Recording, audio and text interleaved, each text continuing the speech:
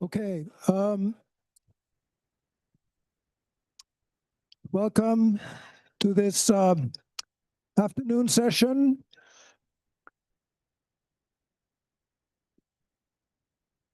So pleased to welcome our first speaker, Jeremy Mann, who's going to talk about the ADS n-body problem at large spin. Please. Thank you very much, and thank you to the organizers for the great conference and for the opportunity to present my work with Peter Kravchuk based on our paper from last December and some further work in progress. So let me start by introducing what the problem is. So we're in a unitary and local QFT in ADS, and we're specifically interested in the lowest energy n-particle states at fixed spin.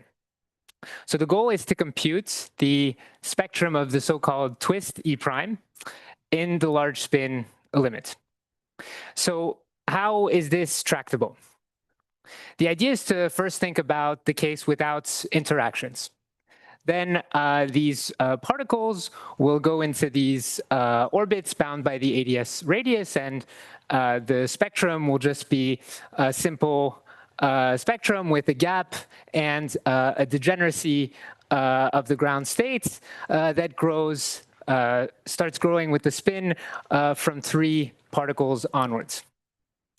And if we imagine introducing a small perturbation that's much smaller than the original energy gap, then this will lift the degeneracy in a controlled way that should take the form of an n-body problem on this degenerate subspace.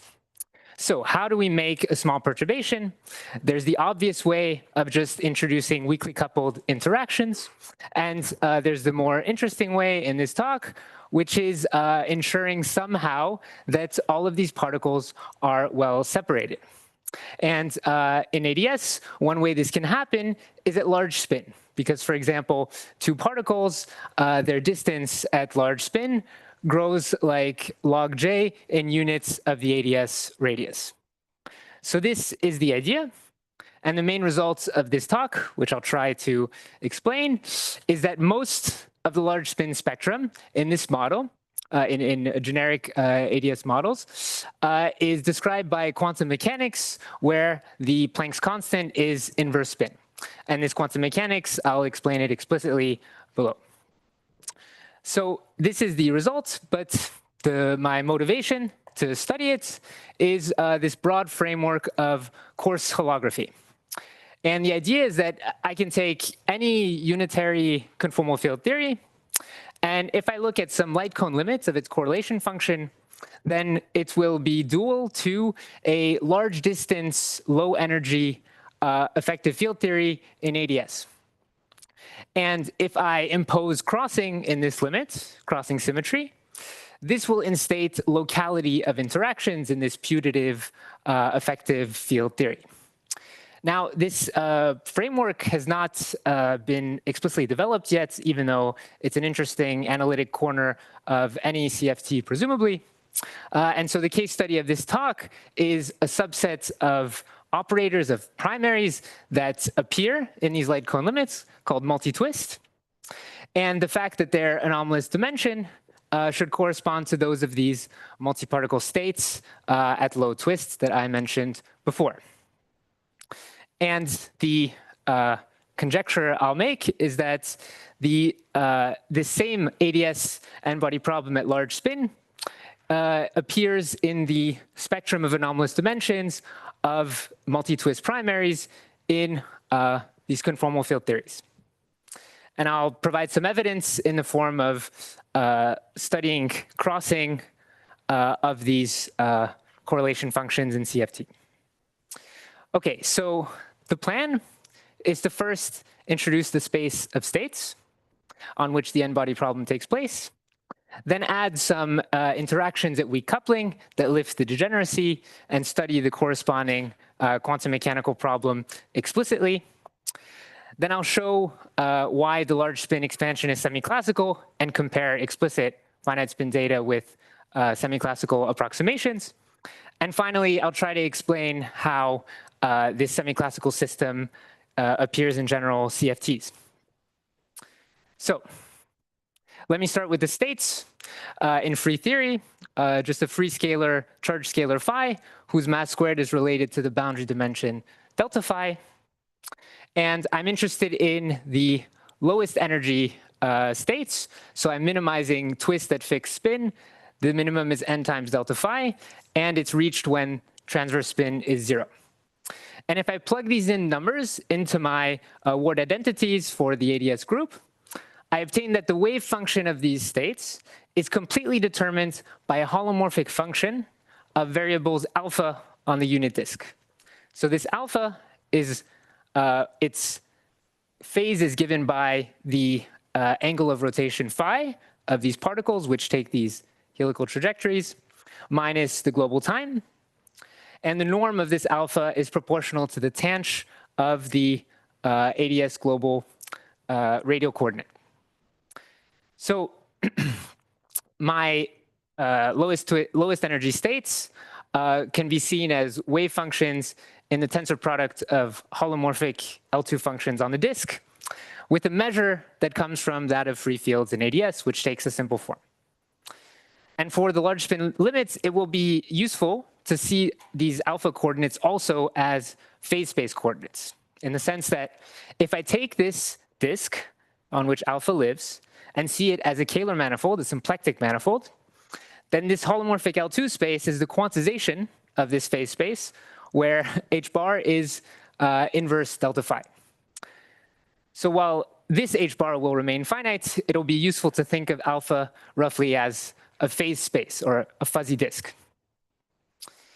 Now, the last thing I have to do to get irreducible representations of my isometry group is add a lowest weight condition, which translates to, on these holomorphic functions, to translation invariance and homogeneity of degree j.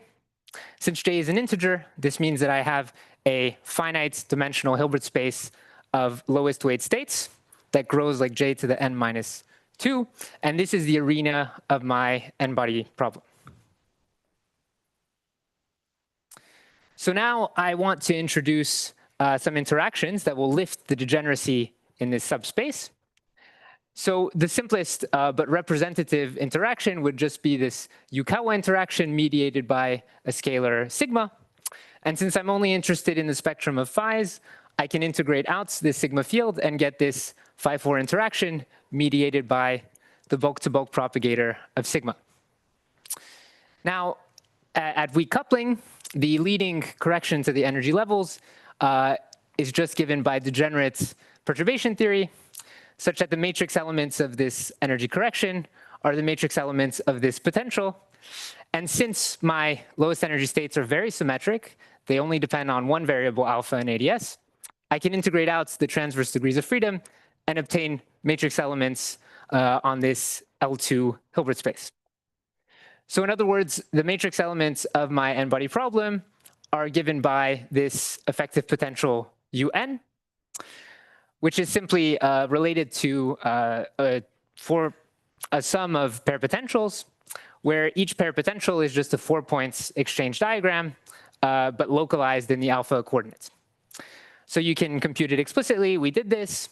It's a function. It's only a function of the hyperbolic distance between these points, and it admits a nice large distance expansion, a power series expansion, whose leading power is controlled by delta sigma and takes this form.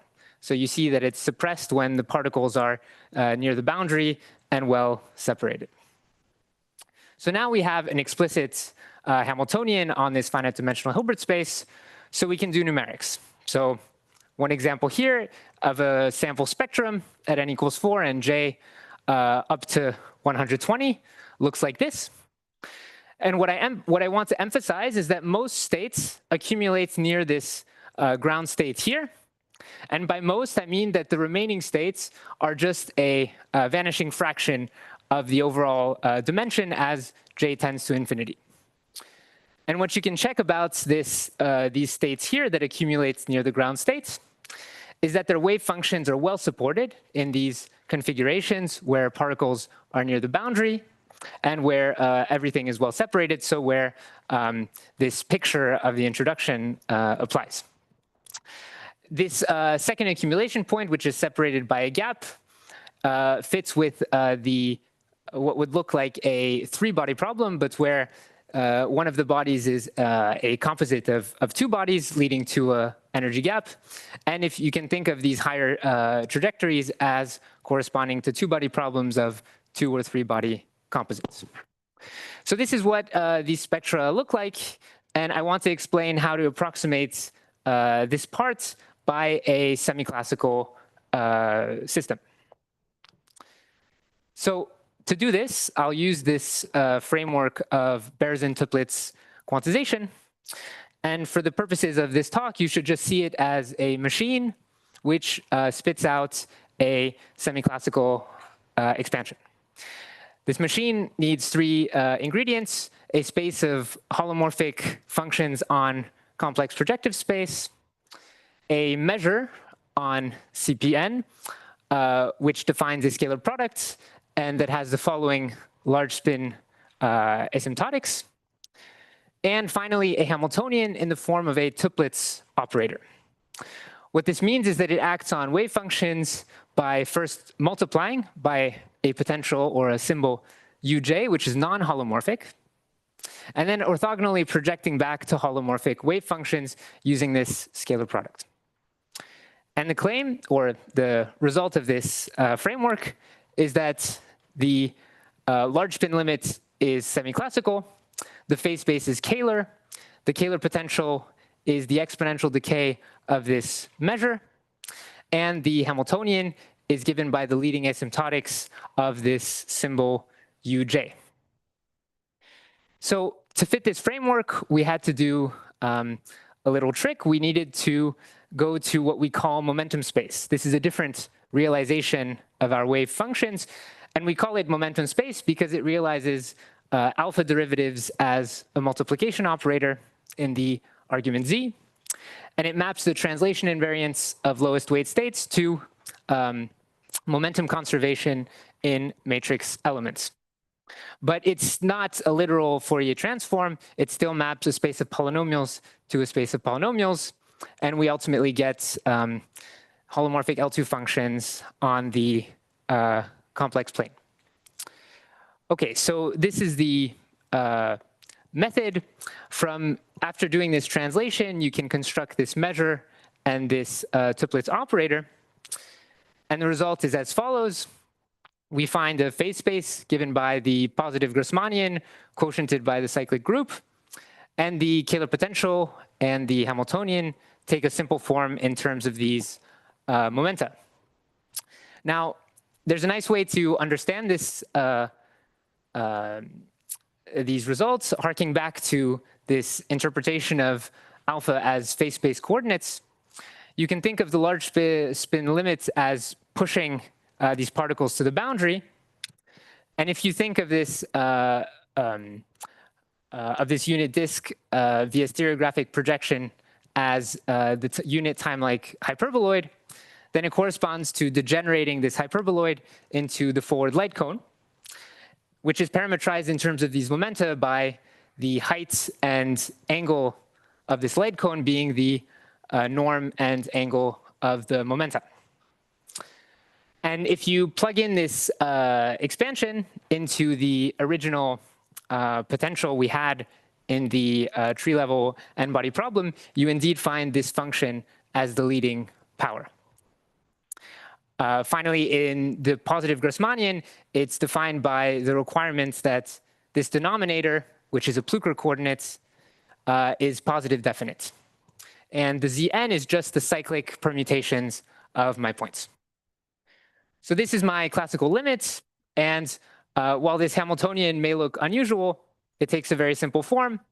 It has a unique global minimum corresponding to the configuration where these momenta have equal length, and they form a regular polygon on the circle. And it grows in all directions until it reaches the boundary of the Grassmannian, where it diverges. So these go to 0. That happens either when angles align or when one of these light cones shrink to 0. Okay, so now we have an explicit Hamiltonian. We can do semi-classics. And So for example, we can relate the integrated density of states, number of states below a certain energy, to the symplectic volume. And here you see that taking the same data I showed you before, there's a nice convergence, linear convergence to the symplectic volume for most of the states. Similarly, since there's a unique minimum, very simple structure, we can approximate the lowest states by a harmonic oscillator with calculable frequencies and h bar squared corrections. And this indeed fits the data of the lowest lying states. Okay, so that's all I have to say about the semi-classical approximation to this n-body problem. Now let me explain or sketch how this can be embedded in conformal field theory. The idea is to put my CFT on the Lorentzian cylinder, time times a d-1 sphere, and employ the Weyl transformation that Alde and Maldacena used in a similar context, which creates an ADS3 and an ADS radius out of transverse directions. So you should think of the boundary of this ADS3 as corresponding to the equator of this SD-1. And I can introduce this same alpha variable here and think of limits in this alpha variable in the same way as an ADS. And finally, I do a Wick rotation at fixed alpha, which has the effect that now Euclidean time evolution is generated by twist instead of energy. So large Euclidean time will suppress twist. And now my claim is that if I look at this two endpoint function in these coordinates, then the limits where the alphas go to the unit disk and the limits of large Euclidean time will be light cone limits that will, inside of OPEs, describe large spin, low energy states and their spectrum. So to do this, I have to study crossing of this correlation function in two channels.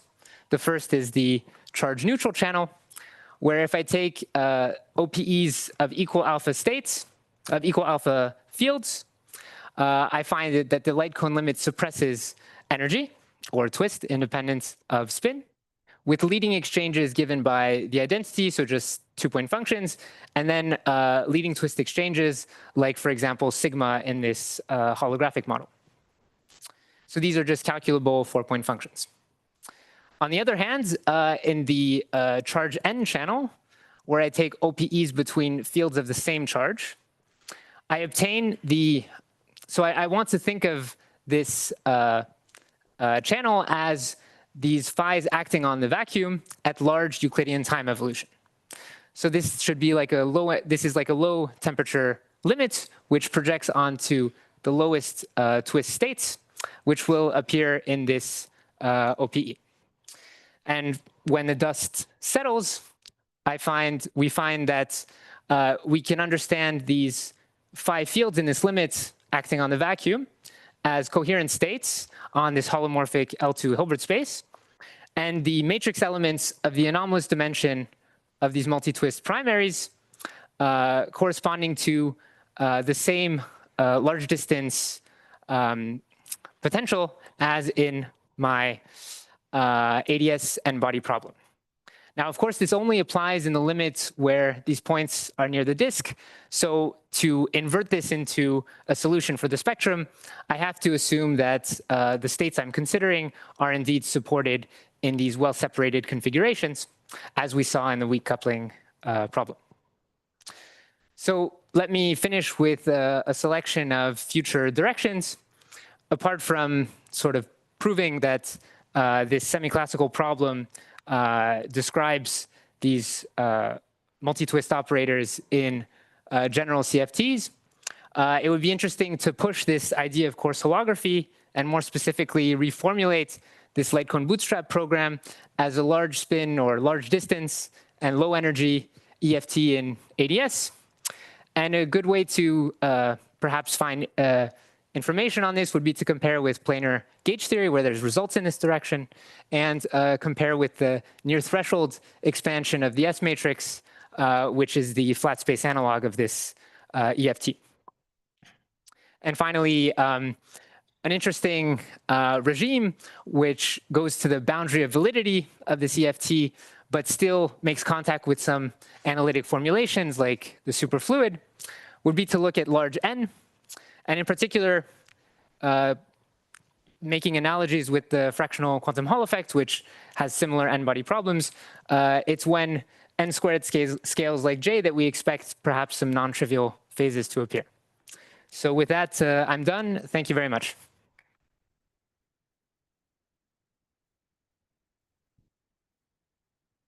So we have time for a few questions.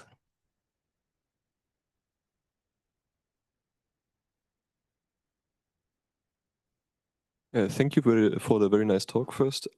You said something about a momentum space transform that is not actually a momentum space transform. Can you say something about this? What is this, like an integral transform of some kind? Or? No, so it has a very simple definition in terms of polynomials, just not very intuitive.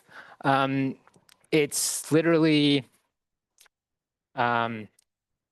this psi tilde of z is d, so is psi of, so psi of alpha is psi tilde of d alpha 1 minus alpha alpha bar minus delta phi alpha equals 0.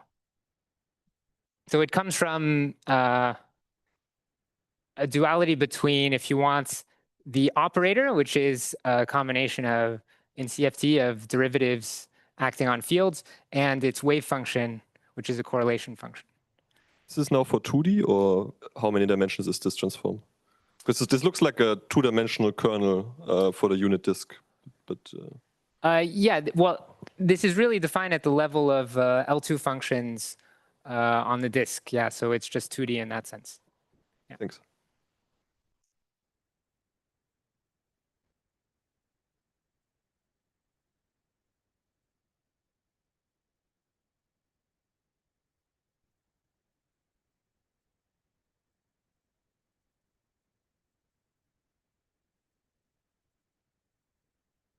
So this potential you wrote down, does anything interesting happen when you set the dimension to 2? Because it looks like almost like an integrable potential. Integral, yeah. So yes. So I mean, funny enough, in the 3-body problem, delta equals to 2 odd spin, it's integrable, exactly solvable, and Derkashev and Manishev found this in old works from the 90s. But apart from that, it's not. So while it is, the arena of free field theory to have delta phi equals to 2, sort of like a typical phi-4 perturbative theory, it won't be integrable in the sense of quantum mechanics. Now, I should note that this, in planar conformal gauge theory, you also have this EFT, but you should think of the interactions as being long range.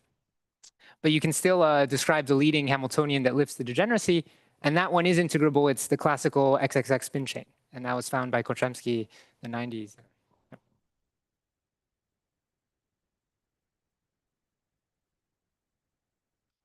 If we don't have any further questions, let's thank our speaker again.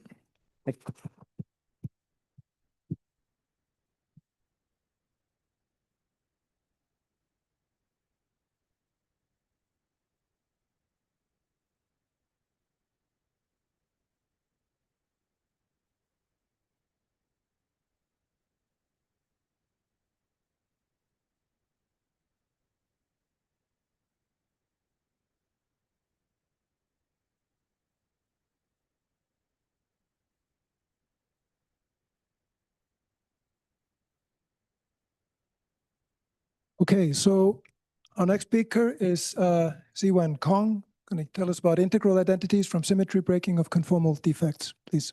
Yeah, thank you very much for organizing the excellent conference and also for the opportunity to present my work here. So today I'm going to tell you the story of the integral identities from symmetry breaking of conformal defects. This is based on our work in progress with Nadav Drucker and Peter Kravchuk. So as we have learned in the previous talks, defects play an important role in many aspects of physics and also in theory. But now, what I want to focus on is the fact that their appearance breaks the space-time symmetry. For example, the ambient conformal symmetry to the conformal symmetry along the defect, and also the rotation around the defect. And if the ambient space, the theory has some flavor symmetries or is supersymmetric, then the flavor symmetries and the supercharges can also be broken by the defect. One example could be the 1/2 BPS Wilson loop in n equals to 4 super-Young mills. If here I set this W is equal to, for example, delta A6, let's say, then the Wilson loop turns to be 1/2 BPS, and except for the breaking of the conformal symmetry, it also breaks the R symmetry from SO6 to SO5, and also it breaks the half of the supercharges. But besides a line defect, we can actually consider the more general cases, which is a defect of dimension P, and we insert it in an ambient dimension D spacetime. So as we know that QFT have some special operators like the stress energy tensor and some flavor symmetry current, and also some supercharges for this to describe these global symmetries. And after the insertion of the defect, we find that they induce some special operators constrained to the defects. For example, if the stress energy tensor is broken, then from the conservation equation, we find that on the right-hand side of the equation, the displacement operators appear, and they have the dimension P plus 1.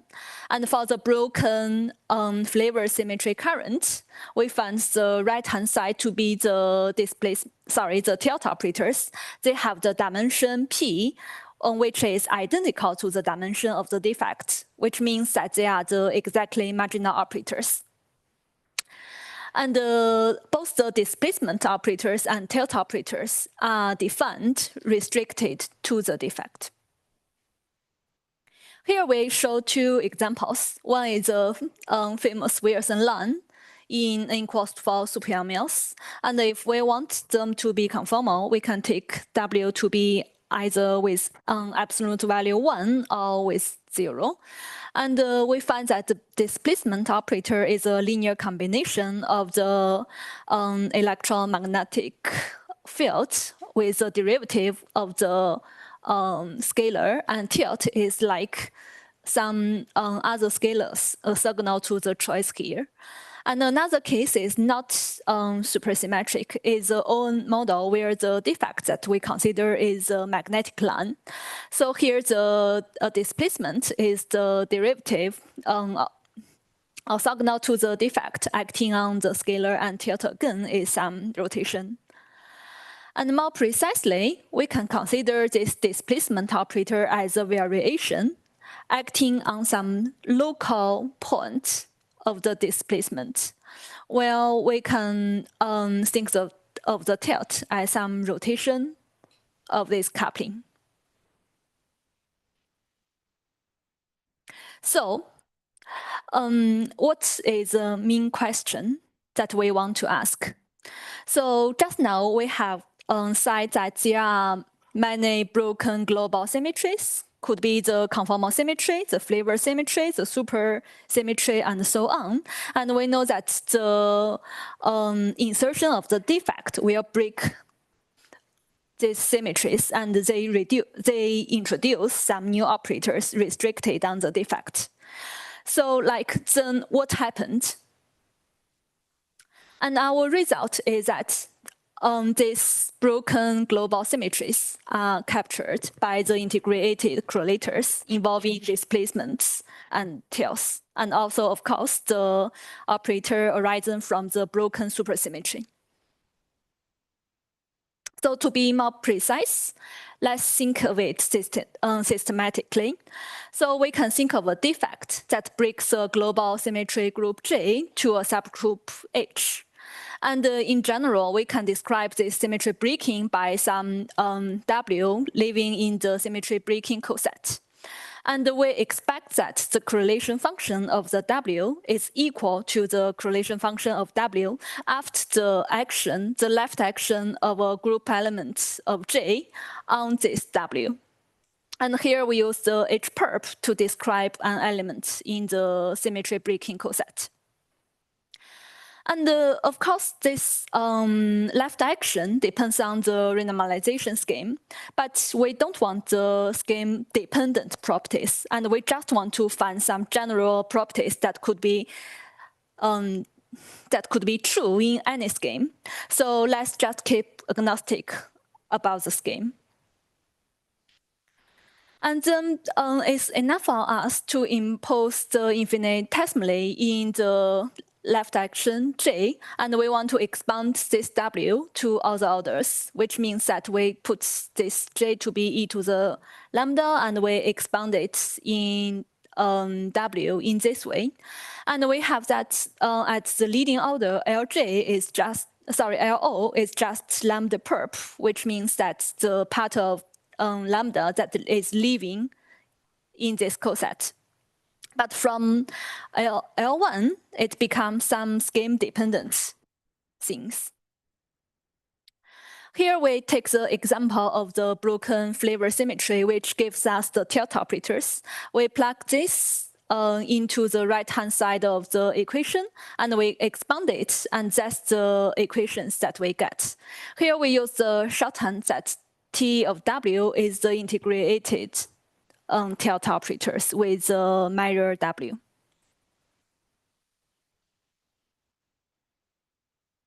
So let's take a closer look at these equations.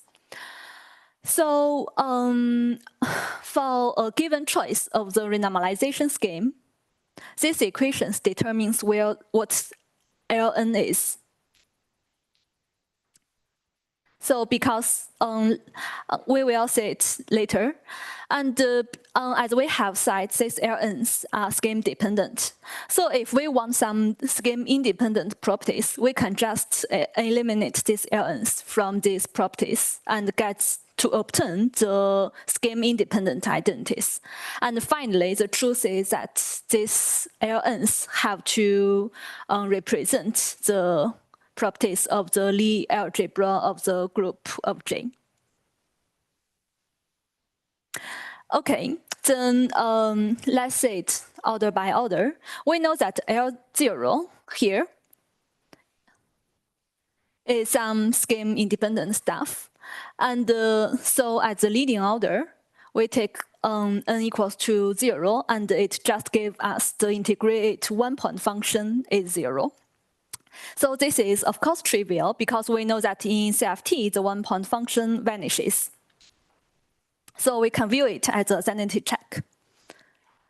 And then let's say the second equation. The second equation is, if we expand it, we find that this is what we get. The integrated two-point function gives us 0. And for the two-point function, we also know what their forms are. And it turns out that this is also trivial, and that's the way after we plug in the expression into the integral, we find that it is 0 automatically. And something happens when n equals to 2, where we get this. Because we don't know what L1 is. And after taking the variation derivatives, we find that they have to, they take such a form. And in the three-point function in the CFT is also determined by the conformal symmetry. It takes such a form. We plug it in, and we find that it will give us this. So, but you say because the appearance of the log function, it breaks the conformal symmetry, which tells us that this Dijk has to be 0. So what we get here is that the 3-point function part vanishes, and we have the L1 times the 2-point function plus another term gives us 0. And together with the properties of the Lie algebra, we have 2 equations for 2 L's, which determines what L1 gives us, and that's the solution.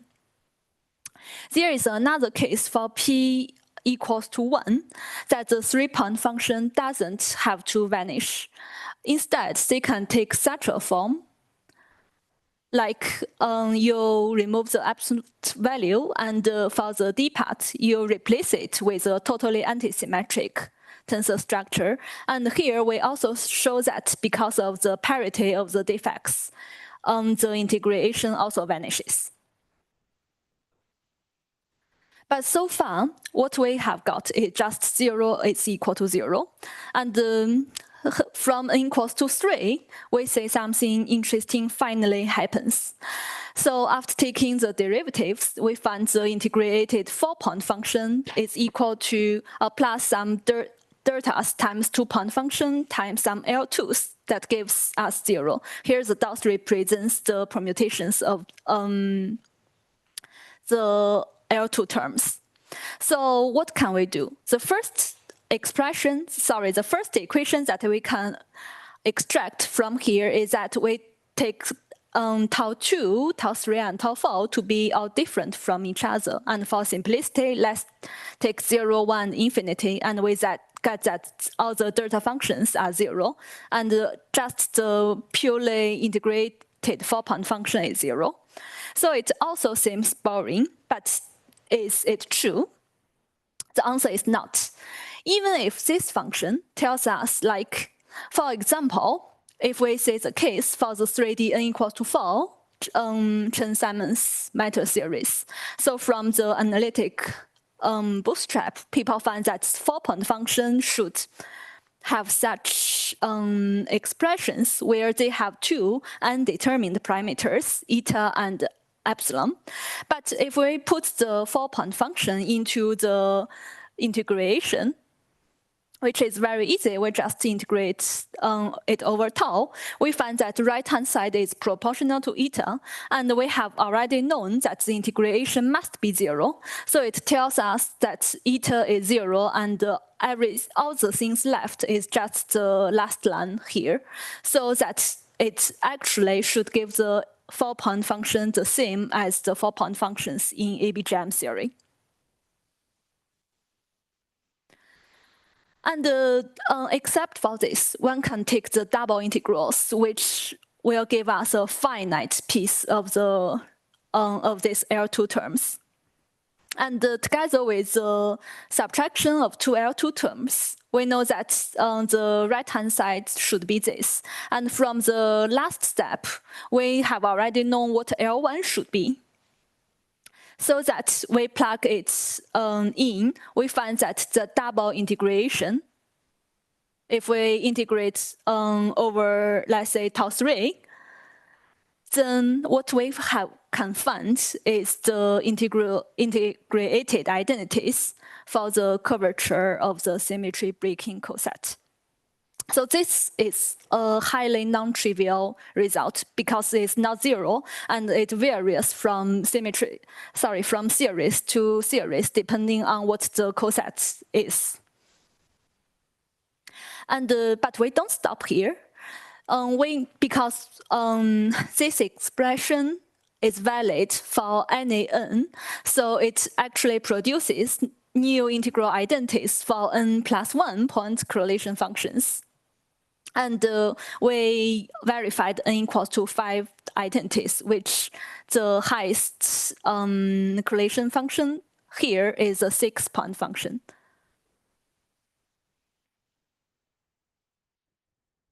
And just now, what we talked about are only the tilde operators. And but because of the global symmetry, they are more than the flavor symmetry. And here, what are the limits of our derivation? We will say that except for the trivial identities, which I mean like by integrated the correlators, we get 0. We can find something like this. And here, all this O12 can be any operators arriving from the global symmetries of the space-time symmetry, flavor symmetry, or supersymmetry. And Q12 are the corresponding charges to them, which means these O1s could be displacement tails or the ones corresponding to the supersymmetry. And O1, O prime could be any operators. And here P is a polynomial. And our statement is that this is a very general and highly non-trivial relation between the integrated 4-point function and 2-point functions. And of course, we can also generalize it to the higher point functions. So one special case is a broken conformal symmetry which gives the displacement operator, and that's what we found. And except for this log measure, for the p's, there could be some polynomials that we have found here. And when p goes back to 1, they they go back to the cases found in the paper of Gabi, Sevilla, and Zhong. And just now, we take an assumption that ZW is equal to the left action of the group element acting on W. But we don't have to stop here. Instead, we can add the anomaly term. And we also find some non-trivial results. For example, here we know that the 3-point function takes such form. And from the anomaly analyze, we find that they have to be quantized. And here is what we get from the 3-point function. Similarly, we also get some conclusions from the integrated 4-point function. So let me wrap up this story. As we have always taught, that the symmetries are very important. And we are very excited to see the regular symmetries of QFT lead to the non-trivial identities for correlation functions with tails displacements and broken supersymmetry operators. We are obsessed by how elegant and how general it is. So you can just take the integral identities and plug in the correlation functions of the defect operators in your favorite theory and say you will find something amazing and neat. Yeah, that's all. Thank you very much for your attention.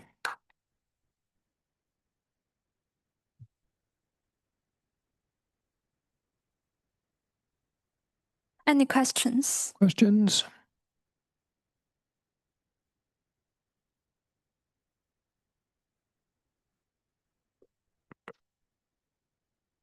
Right. Thanks for a nice talk. I was just curious to know which kind of defects you considered in the ON model. You said you in the ON model? In the ON model, yeah, the line defect or the surface defects? The ON model, so far we consider the line defects, the magnetic line. And the epsilon expansion, did you do the large N?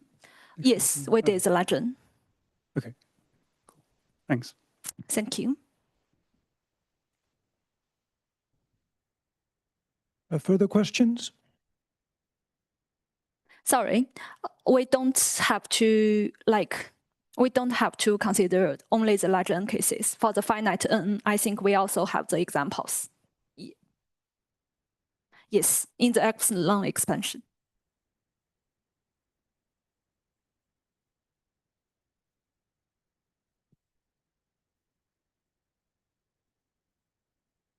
Also, thanks for the talk here. I just wanted to ask, is there any, and maybe this was implied in some stages, but is there any significant dependence on the codimension of the defect? Because, for example, codimension 1 is very different from higher codimension. And so, like, for example, like whether or not they're like, well, yeah. So the for the codimension equals to 1 case, they are somehow like the boundaries and the interfaces, and some like Christopher Herzog at King's, they also studied the cases with the boundaries, and they have checked that our formalism is also valid for the boundary safety. And actually, from the principle, you can say that this should be true for any dimensions, for any dimension of the defects and any dimension of the bulk theory. So as you said, like for the codimension n equals to 1, there might be some extra properties. Like here, when the defect of the, when the dimension of the defect is equal to 1, you might also find something interesting. For example, the 3-point function doesn't have to vanish. But it's like what I am telling here, when I'm not specifying to some special dimensions, then they are generally true for any defects that are conformal.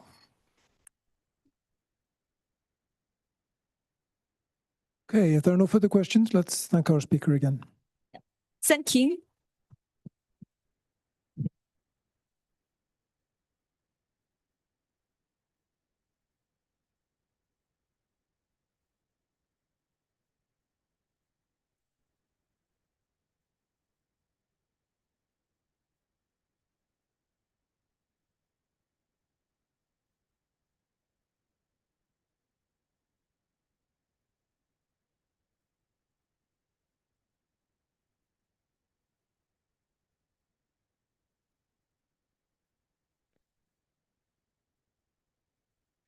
Okay, so our next speaker is Johan Henriksson, and he's going to tell us about holographic duality from How duality.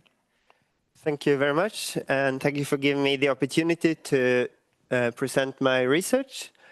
So it was actually quite difficult to prepare this talk because it involves many different topics across physics and mathematics, which each would merit a talk on their own, and I have 20 minutes.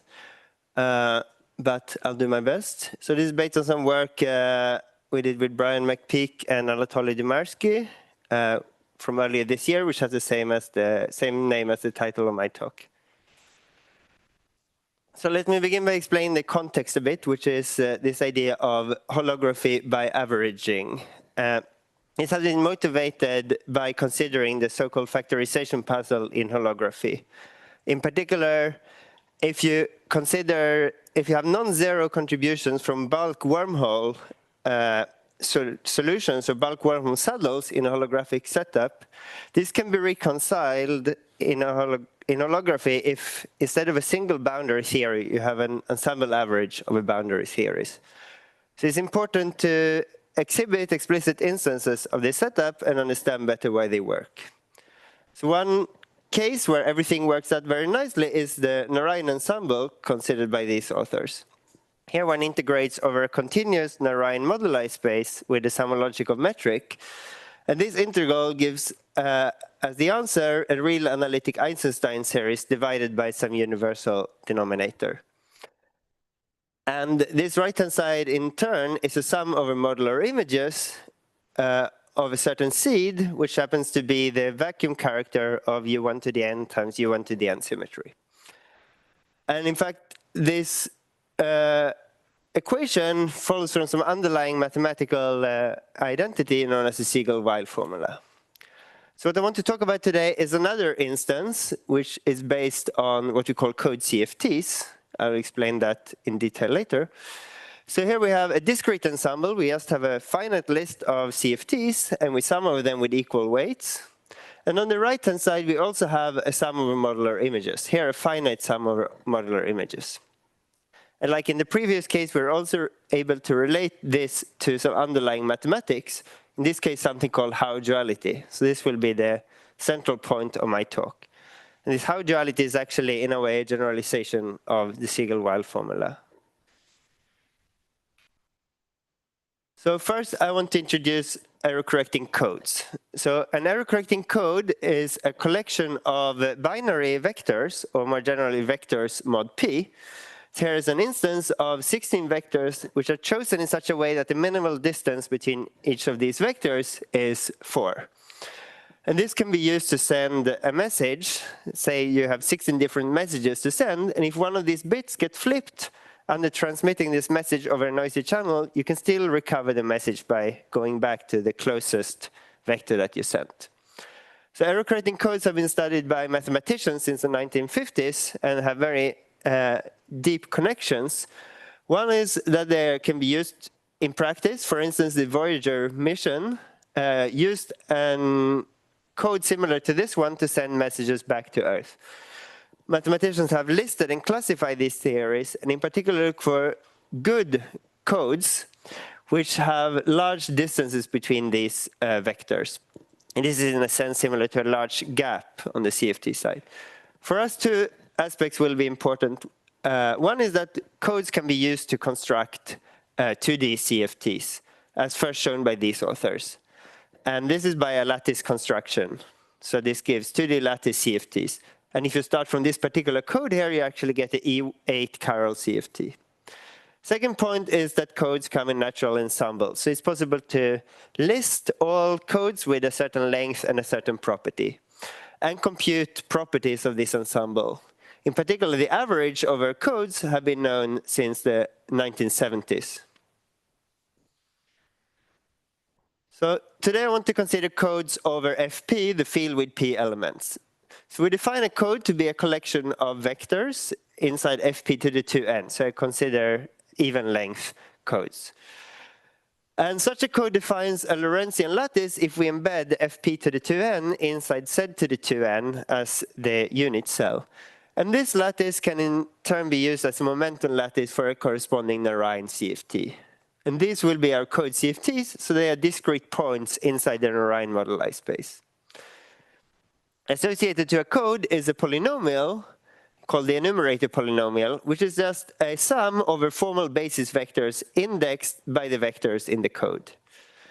So this is a vector in a finite dimensional Hilbert space of dimension p to the 2n. This is directly related to the CFT partition function.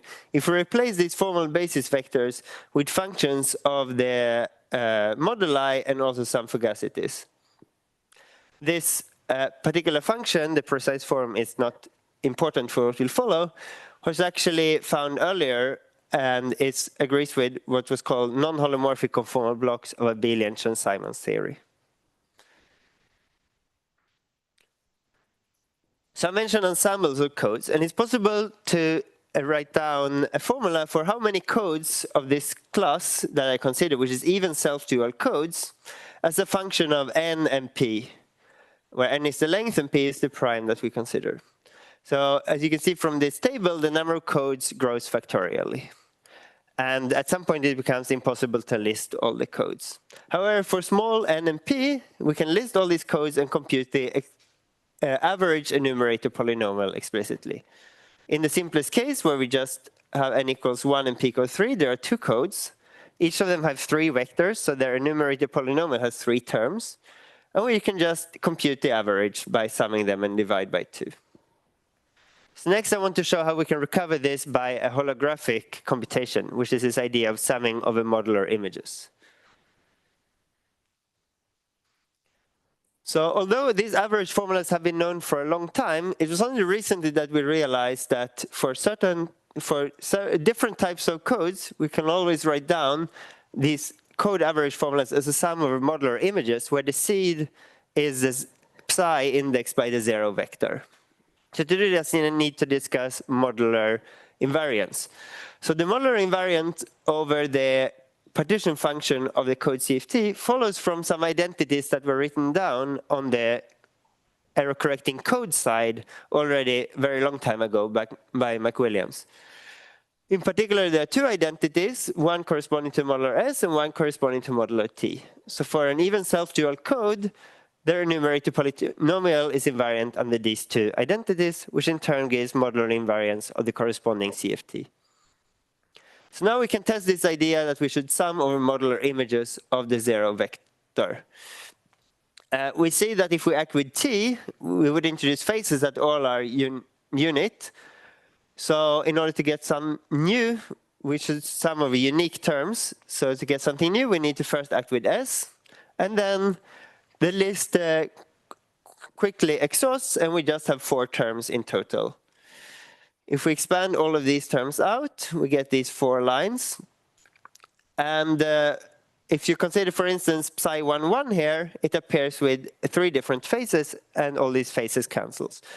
So what you have in the end is psi00, and these 4 terms we had in the previous slide. So this is just the average of these 2 codes. This is the only case that can fit in half a slide like this, but we have tested this in many low-lying values of NP. And we can also go to higher genus and compute higher genus averages. For instance, there are 40 terms at genus 2. So by explicit computation, we can check this identity ensemble average equals sum of modular images, case by case in NP. But we would like to have a proof of this formula in generality. Luckily, we're thanks to the finiteness of all ingredients here, we're in quite a good situation to do this. Firstly, everything takes place inside a finite dimensional vector space. At genus G, this just has dimension p to the 2gn.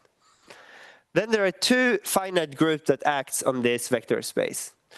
One is the group of modular transformations, here projected onto the field with p elements, so this is a finite group. And the second one is another group which I haven't discussed yet, which is an orthogonal group which acts on the labels of these basis vectors. It has an important property that it acts transitively on the set of codes, meaning that we can reach any other code from a given code by acting with members of this finite orthogonal group. So we can rewrite this identity we would like to prove in a more symmetric form. On the left-hand side, we have a group average over the orthogonal group, and on the right-hand side, a group average over the symplectic group. Here are some of our entire groups and not unique members by introducing a new normalization constant. So this gives a very simple idea of a proof that if we can show that there is a unique one-dimensional subspace of this Hilbert space invariant under both groups, then these 2 sides must be proportional. And this is because both sides are invariant under the 2 groups. One group is obvious because it's a group average, and the other one follows from the seed being invariant of the group not appearing in the sum. So this is where this idea of Howe duality comes into the picture. So Howe duality, or also known as theta correspondence, is a topic in mathematics that explains certain properties of paired representations. So there are 2 ingredients for this. One is a reductive dual pair, which is a pair of commuting subgroups of a larger group, G. And these 2 subgroups are mutual centralizers. For us, this will be a symplectic and orthogonal group inside a larger symplectic group. It also concerns a certain representation, omega, which is known as the oscillator representation. And it's a minimal representation of this larger symplectic group. And for us, omega as a vector space will be isomorphic to our genus G Hilbert space. So now the central statement of Howe duality is that if we consider omega as a representation not over the whole bigger group, but as a representation of the product group, it has the structure of a sum of representations of each factor indexed by a joint label. So here rho I are representations of G, and pi I are representations of H. This is similar to Schur-Weil duality, which you might have heard of, in which n tensor products of a vector space is a sum of representations indexed by Young tableau lambda, where we have representations of the permutation group and representations of the general linear group. In the case of 2 factors, we just have the matrix decomposition in a symmetric and antisymmetric part.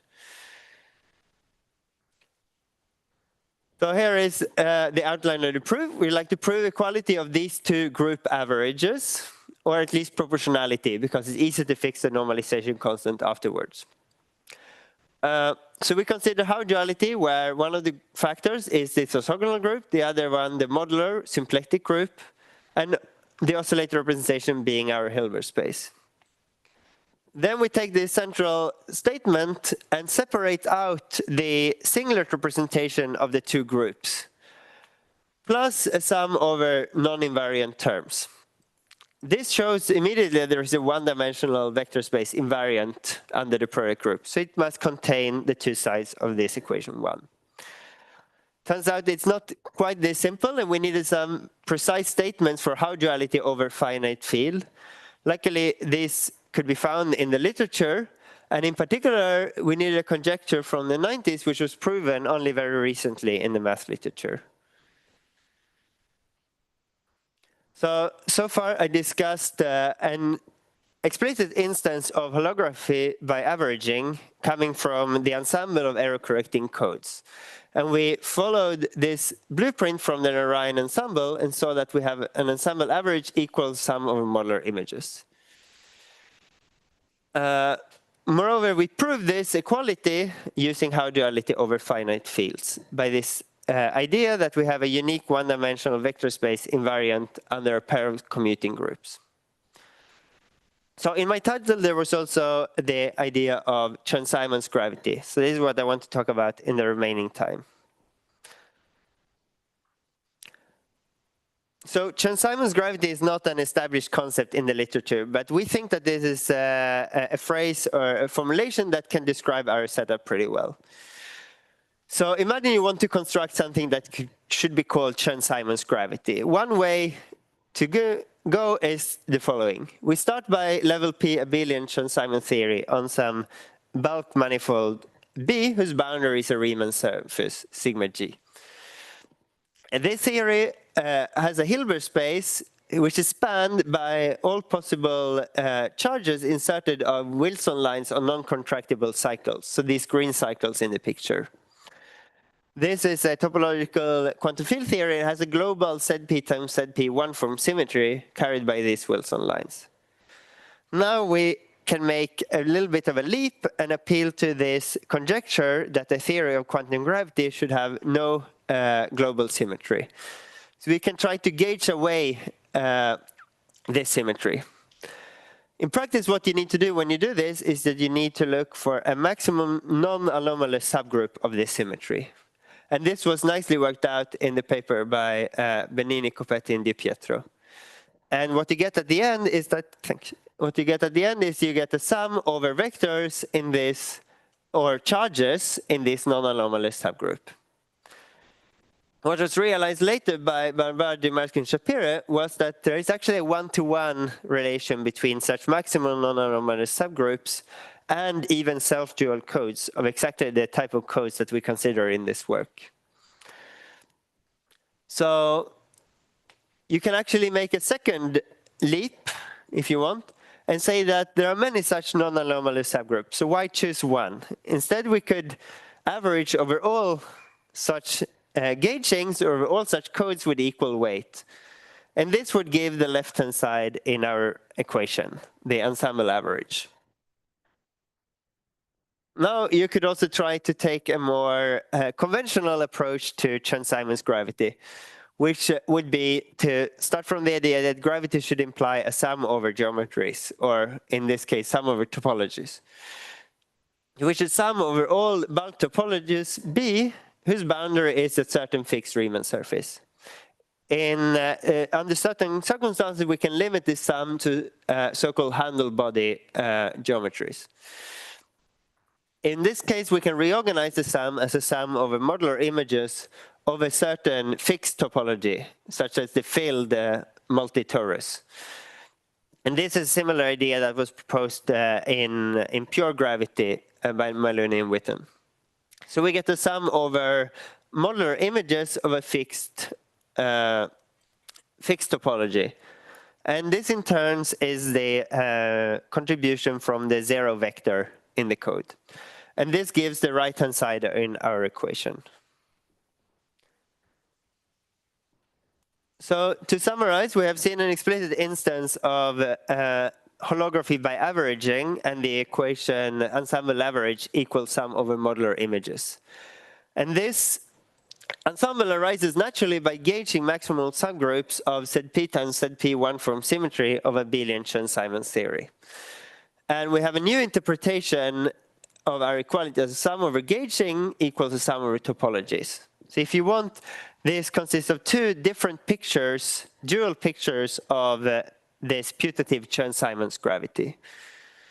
And moreover, we proved this equality in this ensemble using Howe duality over finite fields. So 2 words on outlook. There actually many different manifestations of this How duality. And it would be interesting to bring them all into some unified presentation, and in particular a presentation that's accessible for physicists. One is that they're kind of generalized Siegel-Weil formulas, and we first learned about this connection in this nice paper by Ashwin Kumar et al. There is another connection to quantum information where this oscillator representation is actually a qubit Hilbert space, and it inherits certain structure from How duality. Moreover, there is this idea of paired representations with joint labels that actually shows up in different places in physics. For instance, in the solutions to the spherical potential problem, which factorizes in a radial solution and an angular solution, where this label L is a joint label. It would also be interesting to use this ensemble and similar ensembles to study other observables in holography by averaging. And here we conjecture that if you want to consider a correlation function of local operators, one should average over all theories which contain this particular local operator. And this is very easy to do in the code ensemble. And this should be matched instead of with some of modular images where the seed is not only the vacuum character, but also the character corresponding to the operator you consider. So this is a conjectural equation. We have tested it in a few cases, but it would be interesting to try this in more generality. So thank you very much for your attention.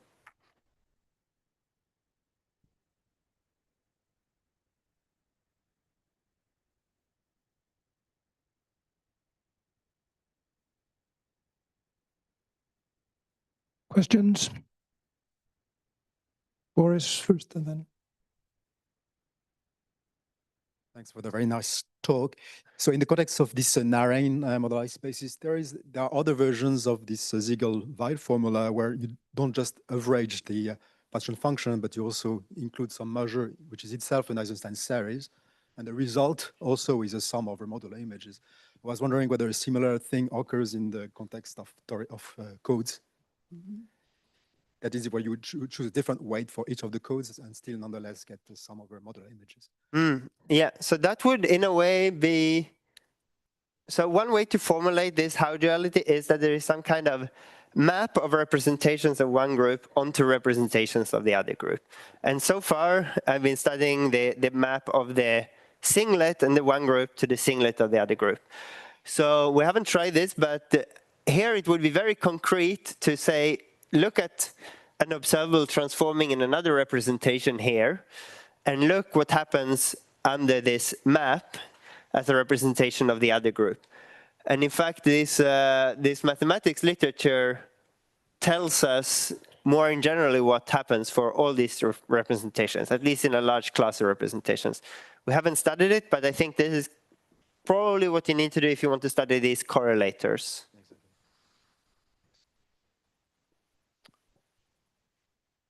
I'm wondering, so you've proven that one, I'm here. Who's speaking? Ah, there, sorry. You have proven that the ensemble average is proportional to the sort of holographic sum, but you didn't talk about the proportionality factor. So usually in holography, there's not some arbitrary proportionality factor. So I'm wondering whether you can say something about that, if you can compute it from the bulk, or what the meaning of this arbitrary factor is. So this proportionality factor, we treat in a very trivial way, because you can quite easily keep track on how much this like psi sub 0 vector appears in the two sides. So since two sides are manifestly finite here, we just extract it from there. We don't have any interpretation of it in this case. It's not like, but holographically from the bulk, you wouldn't have divided, for example, in your example, you had 4 terms and you divided by 1/2. Yeah. So you wouldn't have put this factor of 1/2 usually in a bulk. Yeah, I cheated and put it there from the beginning. You spotted that. Yeah, no, we don't have any explanation of this. Maybe by tracking, there's actually a limit you can take of this ensemble when p goes to infinity, which hasn't been worked out in detail. And by doing that, one could compare the normalization you need to insert here with the normalization in the Narayan ensemble. That would be interesting, but we haven't done it. So have you also considered what happens if your boundary is a sum of disconnected terms? Yeah, this is relating back to the idea which I just mentioned in Word in the beginning of wormholes. So the whole point is that if you have say, just 2 tori as the boundary, then if you sum over bulk solutions, they should have disconnected pieces, which have a factorizing CFT partition function, and then some connected pieces. So one thing you can do in these ensembles, you can just, for instance, very explicitly estimate the size of these connected pieces, and they are indeed non-zero. And then you can see what happens to them. For instance, if we go to the limit of large central charge, then you expect that maybe they should be suppressed. And indeed, we found an exponential suppression of these connected contributions. But is there some, can you write it as some sum over topologies, or something that looks like a sum over topologies connected and disconnected? Yeah. You can just look at this. I mean, we write it as a sum over modular images, right? And then you can try to interpret each of the sum. I mean, this is modular. Right now, you have 2 modular groups, right? You have a torus and a torus, so they each have a modular.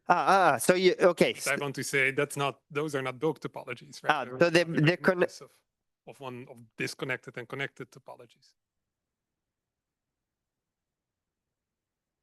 I see what you mean. Yeah. Okay. So in this case, you need to do homogeneous computation, and then the disconnected would be, for instance, if the period matrix is block diagonal and there are zeros off. Yeah.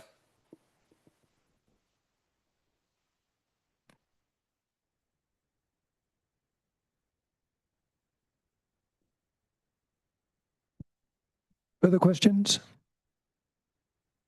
If not, let's thank our speaker again.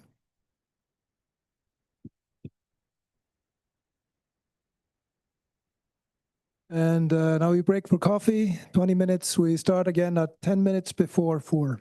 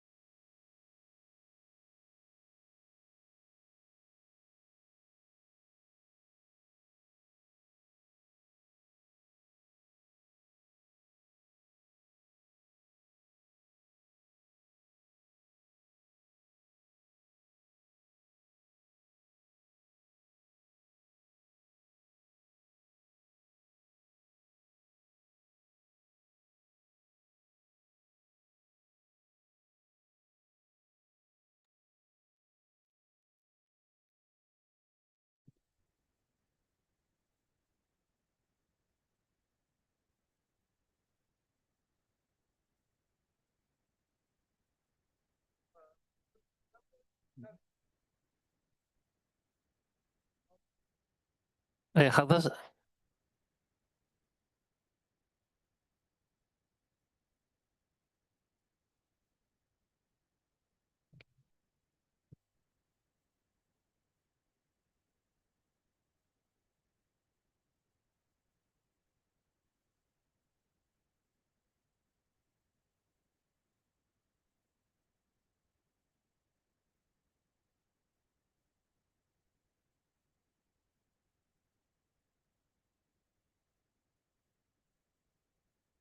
Okay, welcome back, everyone. Just one piece of information for the poster session. So as I said before, you can find the titles and poster presenters, so a list of them, on the webpage. Might be good to have a look before the poster session starts, because we have many posters, so you can plan your tour. The posters will be presented together with the reception. For those of you who are presenting posters, please make your way directly after this session up 2 flights of stairs to Proviant, the restaurant where the poster session will be, and make sure that you put your posters in the places where you want them to be. And for the rest of you, just make your way leisurely up the stairs so that we can arrive when the posters are in place.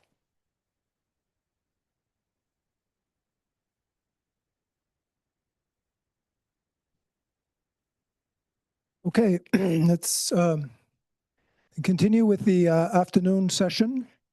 And our next speaker is Guillermo Arias Tamargo, and he's going to tell us about non-invertible symmetries in 2D nonlinear sigma models.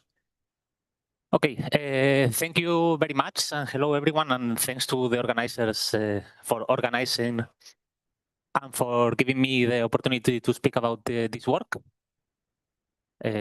Maybe I'll wait just 10 seconds.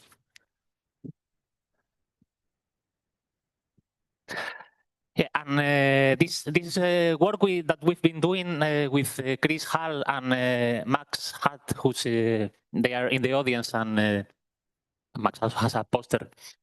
And the one sentence summary of what we've been doing is that when you put together this sort of modern understanding of generalized symmetries in quantum theory with long-standing knowledge of nonlinear sigma models, and in particular their T-duality, then we've been able to learn quite a bit in both directions. So we have already heard this morning about what's this paradigm of generalized global symmetries.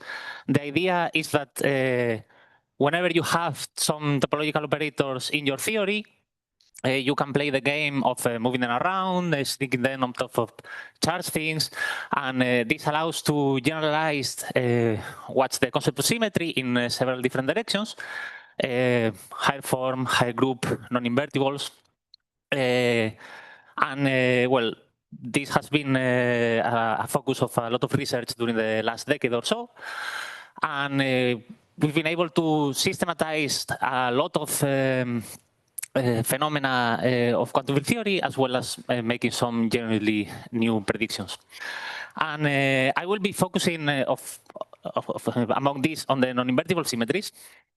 And these are the ones that the name indicates don't have an inverse. So what's the story?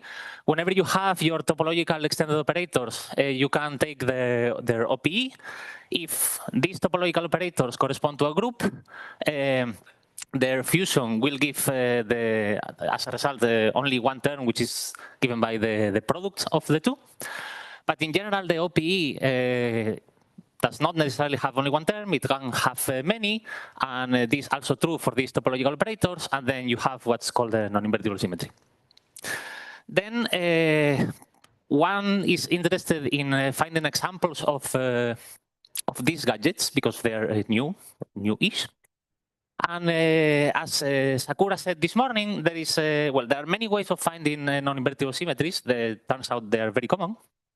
And one of them is intimately related to dualities of your theory. And one prototypical example that has seen a lot of work is a non-invertible symmetry that's present in the compact boson in 2 dimensions. So there the duality is T-duality. And there is a lot that people have studied about this particular non-invertible symmetry, even from before it was commonplace to sort of understand that this should be understood as a symmetry. And what I'm going to tell you about today is that you can generalize a lot of this knowledge from the compact boson to very big classes of nonlinear sigma models with West-Subinot term. So with that in mind, the plan for the talk is very simple. In the first half, I'm going to argue why this symmetry, with this non-invertible symmetry, is there by explicitly building the field configuration that corresponds to such a non-invertible defect. And in the second part, I'm going to discuss some applications and then finish with some outlook. Okay. So the key to building this field configuration that corresponds to this defect is a procedure that's known as half space gauging. The starting point is you need to have a theory with some finite global symmetry, in this case given by a group, G. It's important that it's finite. And it has to be free of Toft anomalies, because what you want to do is, as the name indicates, divide your space in 2 parts. I'm calling gamma minus gamma plus, and gauge G on one of these parts. Now here you will have a different theory with some gauge fields for the group G. And you can always put some boundary conditions for these gauge fields that guarantee that this line in the middle is topological. And then in this situation, what you would end up in general is a topological interface between 2 different theories. But what can happen sometimes is that there is some non-trivial duality telling you that actually T mod G conspires to be the same as T, your original theory. And in this situation, what you have found is that in the theory T, this gamma is going to be a non-invertible defect, which you know because you can compute so here N is this orange topological thing. You can compute this fusion, and you see that you don't get this fusion with the N dagger, and you don't get the identity. You get what's known as a condensation of G lines. And well, this is the, in Sakura's terminology, a Tambara-Yamagami category labeled by G. Okay. Now let's see how this works explicitly in the case of the compact boson. You have your worksheet that you divide in 2, and on the left side you have your theory of a compact boson. This has a shift symmetry, and we're going to look at a discrete subgroup of this shift symmetry. And as per the general procedure, you're going to, in the right part of the worksheet, gauge it. So here I've added some covariant derivatives and a Lagrange multiplier term that's telling me that this gauge field C is not a U1 gauge field, but it's a set P gauge field. Then you can integrate out C. You get something of that form.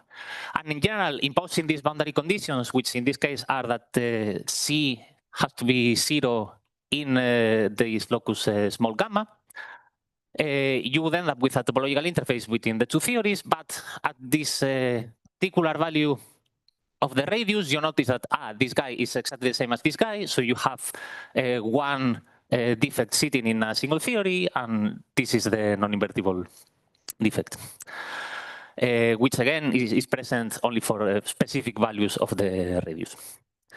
Now, the idea that beyond the generalization is that even if historically a lot of this was developed in the language of 2D CFTs, you really don't need conformal symmetry. The only thing you need is to have a shift symmetry and a T-duality, and this is common to many nonlinear sigma models. So as a next example, let's look at a 3-sphere.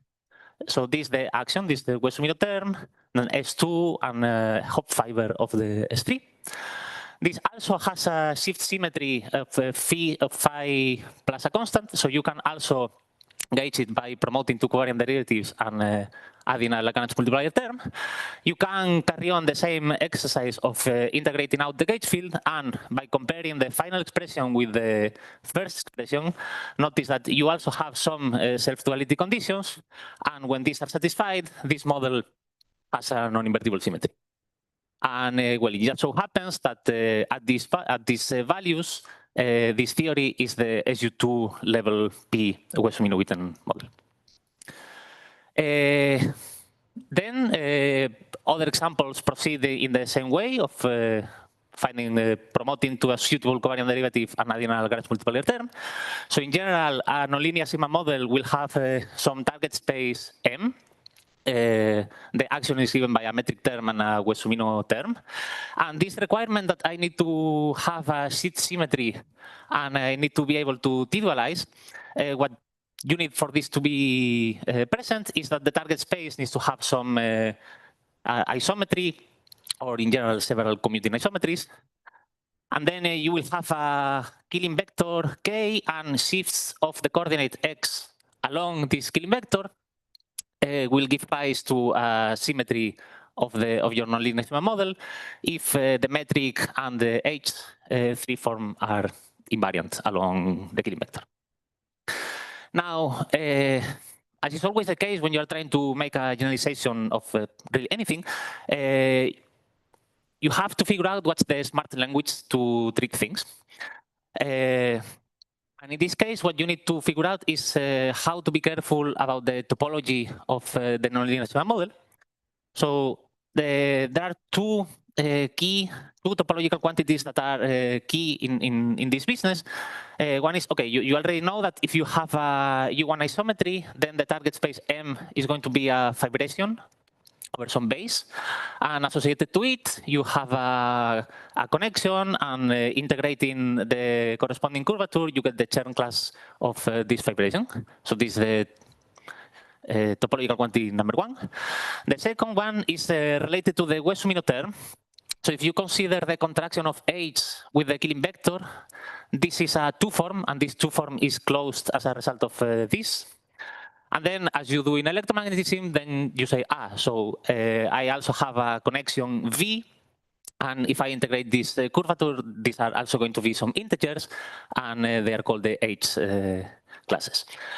And once you have phrased the information of your nonlinear sigma model in this way, then it's more or less straightforward to play the same game of gauging, adding the Lagrange multiplier, and integrating out in half of the worksheet.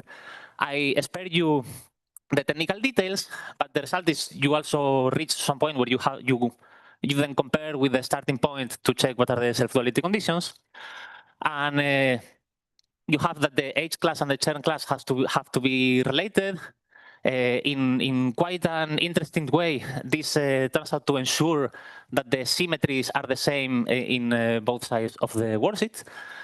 But I don't have time to tell you. And there is also a geometrical self-duality condition relating to so this matrix G carries information of the length of the orbit of the Killing vectors.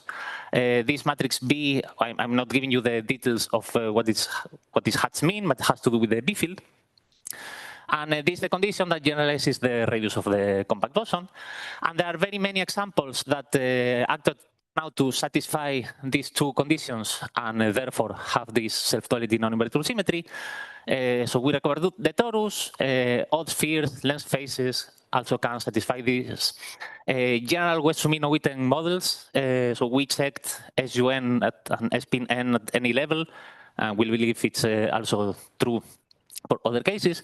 And importantly, there are also examples. So this is one where the theory at these values is not conformal. So this is called the nilfold, and it's a torus bundle over a torus. Now that we know that we have these symmetries, let's move on to try to discuss some applications. The first are word identities. You can derive word identities for non-invertible symmetries in a very similar way to how you do it for the invertible ones. which is you try to nucleate a defect. So this orange thing is supposed to be the non-invertible defect. And I want to drag it across to the other side of the worksheet and see what I get. So as I do it, first I have to on the operator insertion that I have. What's the action when you shrink is case dependent. This green thing is the result of the fusion of the non-invertible defect. If this was a group, it would be the identity. Then you also have to get past the genus.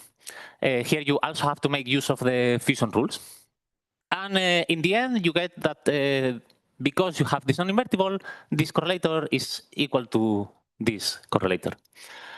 And there are things that are case dependent, but for example, in the case of the compact boson, if for example this blue guy is a vertex, is a momentum vertex operator, then the purple guy would be a winding vertex operator with some relabeling. And some examples like the three sphere, it's easy enough, but for general non-linear sigma model, this is still work in progress. What's the result? Now, importantly, and now I make a bit of contact with string theory, even if the existence of the defect doesn't depend on any of the details of the worksheet W, the word identity that you derive from it does. So if you have a higher genus, you would get a different bunch of the green stuff over there.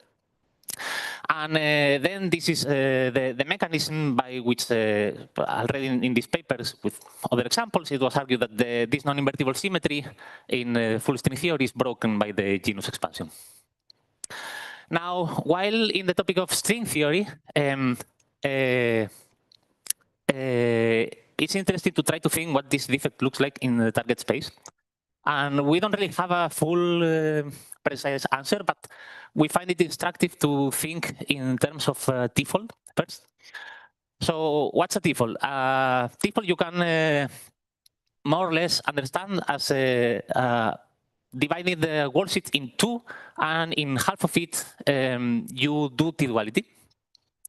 Then you would see in a target space, you have a string propagating in a circle of radius r, and on this part, a circle of radius 1 over r. And this is a completely smooth thing because these are the same quantum theory in both halves. Now, the non-invertible defect is not that because of two reasons. We are doing a half-space gauging construction, but first, because of the self-duality condition, the radius is the same in both sides. And second, because of the non-trivial action on the vertex operators, this is not quite a transparent and smooth thing from the point of view of the target. And essentially, this is the status of what we know. We don't... we don't know more. Now, the last application that I want to mention is what happens when the sigma model is not conformal. And here you know that what always happens with symmetries is that unless you introduce a symmetry break in relevant deformation, the RG flow will preserve them. But this is a puzzle with this class of nonlinear sigma models because they need to satisfy, in order for the non-invertible symmetry to be present, they need to satisfy this precise relation. But these things flow. So these are like functions of the metric and these type of things. So, and then, so what I can do is I give you in the UV cutoff a nonlinear sigma model that satisfies this. I let it flow. And then what happens? That's is the symmetry broken? Now, a way out would be if it just so happened that this RG flow somehow preserved this self-duality condition. And remarkably, in the example that I mentioned before of this nilfold, that is the case, and that's what's happening. And okay, then we believe that there is a strong chance that this will also be true for other cases. And then whatever the nonlinear sigma model flows to, it will flow to while with this condition staying put. That's more or less everything that I wanted to say. So to conclude, we have built quite explicitly this field configuration that corresponds to the non-invertible defect in this general class of nonlinear sigma models. In particular, without making any use of conformal symmetry. Two things that I didn't tell you about is first that there are quite a lot of subtleties that come with the fact that you're gauging only half of space and not full space. But then when you do take care of everything and boundary terms, it's quite neat because you really see that there is a boundary term in the business that then turns out to be responsible for the fact that you have a non-trivial fusion and the operator is non-invertible. I also didn't tell you about the supersymmetric extension of the story, but the idea is that this half space gauging business is generalizing from the bosonic to the supersymmetric case is exactly as hard as generalizing the duality from the bosonic sigma model to the supersymmetric one, namely easy. Yeah, then the defects also there in those cases. And I've discussed a couple of applications regarding guard identities, how it's broken in string theory, and how in the non-conformal cases you can think that this non-invertible gives you this constraint on the RG flows.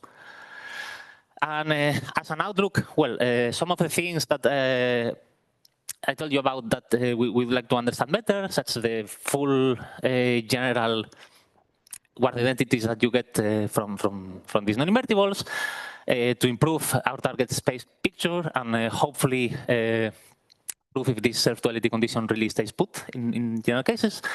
There are many others, so there are other symmetries that you have at your disposal when you try to play this half-space gauging game, which we didn't do. So there is a possibility that you have other non-invertible symmetries at other values of the parameters. We use T-duality. It's tempting to think maybe there's also other dualities that you can play with. So mirror symmetry comes to mind, but in this case, there seems to be a bit more difficult. And then you also can play the usual games that people do in this business, like you have a theory, you introduce a symmetry-preserving relevant deformation, then you can say a lot of things of what can or cannot be at the endpoint of that flow, and many more things. So with that, I finish.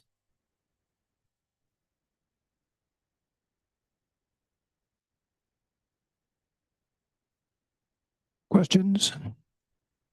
Elias, and then.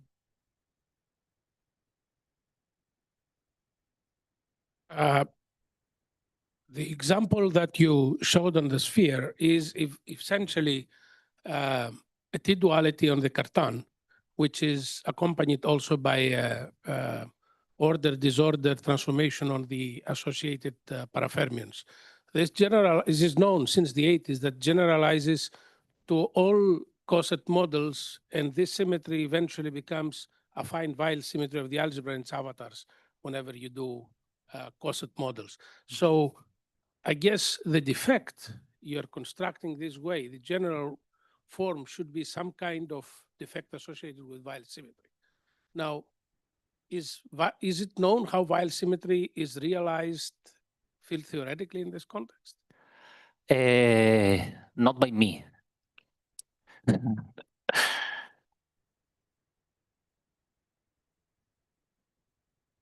But maybe that's somebody else in the collaboration, yes. I had a question about the more general nonlinear sigma model with arbitrary G and B. Usually for T-duality, you also have a shift in the dilaton. Does that play a role here? We didn't include the dilaton. We should have. But I think like in normal T-duality, there is a particular value of the dilaton that is self-T-dual. I think, well, I don't remember by heart what it was. So I'm pretty confident that because really the discrete gauging proceeds in a very similar way of how you derive T-duality in the first place. So I think that in that case, you would find that there is also a particular value of the dilaton that it would be an additional self-duality condition, like that you see that value.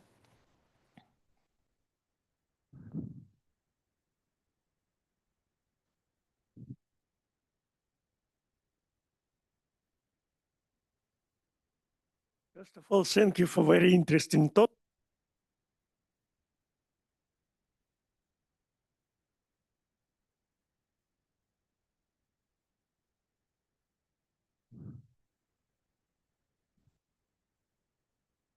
So okay, yes. Oh, yeah, sorry. So in the cases, yeah, so in the cases where you have more than one isometry direction, these M and N are labels of the corresponding Killing vectors. So let me, if I go back. Yeah, here. So M and N label the different Killing vectors. Yes, yes. But so eventually, like, this is also your choice, because if you have 17 isometries that you want to play the game with, you can choose to gauge along one, and then you only have one, or you can choose to gauge along the 17 of them at the same time, and then you have. There are different defects that you build.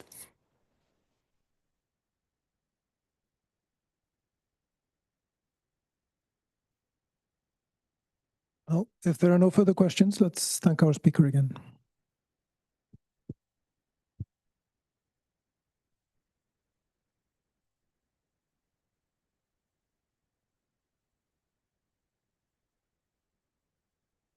Ja.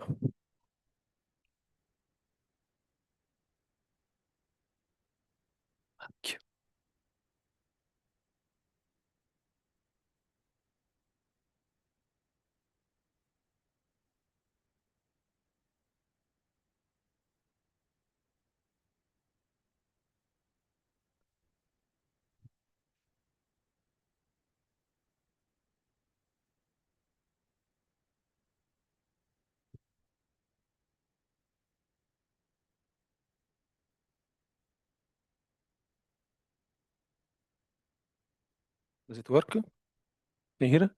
Yeah, okay. Okay, so for the final talk of this session, we have Pierluigi Guiniro, who is going to tell us about aspects of QED in 2+1 dimensions. Yeah. So first of all, let me join the other speakers in thanking the organizer for the conference and inviting me here. So, okay, so today I'm going to talk about some aspects of quantum electrodynamics in 2+1 dimension. This is work that has been done end of last year together with Thomas Dumitrescu and Ryan Tongren, who are faculty at UCLA. And there was also some related work by Shai Chester and Zorko Margotsky around the same time that reached the same conclusion using different arguments. And if I manage, we'll also discuss some work in progress together with Thomas and Ken Intreligator, who is a faculty in San Diego, and Orsela, who is a postdoc at EPFL. Okay, so the general motivation to study quantum field theories in 3 dimensions is that, as you know very well, there is a correspondence between Euclidean quantum field theory and the statistical mechanics. So they can describe statistical system at thermodynamical equilibrium. And for instance, if you have a lattice system and then you do some coarse graining, then when the correlation length is much greater than the lattice spacing, the system is supposed to be described by a continuum field theory. And also, if you have a 4-dimensional QFT at high temperature, this is effectively described by a 3D QFT. So these are useful to study 3D QFTs. And then on a more theoretical point of view, the point is that 3D gauge theories are classically strongly coupled. This is because the gauge coupling has a classical mass dimension. And so these are a simpler example of strong coupling with respect to ordinary 4D gauge theories. And the theory I want to focus on is good old QED. So it's a U1 gauge theory. You have a Maxwell term, and there are NF massless Dirac fermions, which in 3 dimensions there are 2 components complex fermions. And I didn't write any Chen-Simons term, and it is well known that due to the parity anomaly, this is possible only if the number of fermions is even. I'm going to assume this throughout the talk, so NF is even, and the theory enjoys time reversal symmetry, because if NF is odd, this is not the case. Okay, so this is the theory we want to study. So what is the question we want to ask? Okay, what is the phase structure of the theory when you vary the number of fermions? So if NF is very large, you have a conformal field theory. You can prove exactly this. And then as long as you diminish the value of NF, there is a critical value NF star, below which the theory is not in the exit the conformal window. And So the question we want to focus is, okay, what is, so first question is, what is the value of an F star? So we cannot say anything about it because only with it's a very strongly coupled problem. So only with numerical techniques, you can estimate an F star. But the thing we want to ask is, okay, suppose that there is an F star, what is the fate of the theory below this critical value? So before answering this question and telling you our proposal, I just want to focus on the two solvable corners of this diagram, which is NF equal to 0, which is just Maxwell theory, and large NF, which is solvable because it's a vector model. So Maxwell theory in 3 dimensions is dual to a theory of a compact scalar, right, which is referred to the dual photon. It's a periodic scalar, and the nice thing is that the magnetic symmetry that acts on monopole operators of the theory is actually just usually a usual traditional Noether current associated to the shift symmetry of the scalar. And so the monopole operators, which are disorder operators in the Maxwell presentation, in this presentation are just the vertex operator of sigma, and you see that they are acted by the shift symmetry with charge 1 or charge QM. And in this theory, which is basically an S1 sigma model, you see that the monopole condenses. So every time you think about a Coulomb phase in 3 dimensions, this is the same as saying there is a massless photon, and it's the same as saying that there is an S1 sigma model. So you have spontaneous symmetry breaking due to monopole condensation. Okay, this is a free theory, NF equal to 0. Then you can do large NF.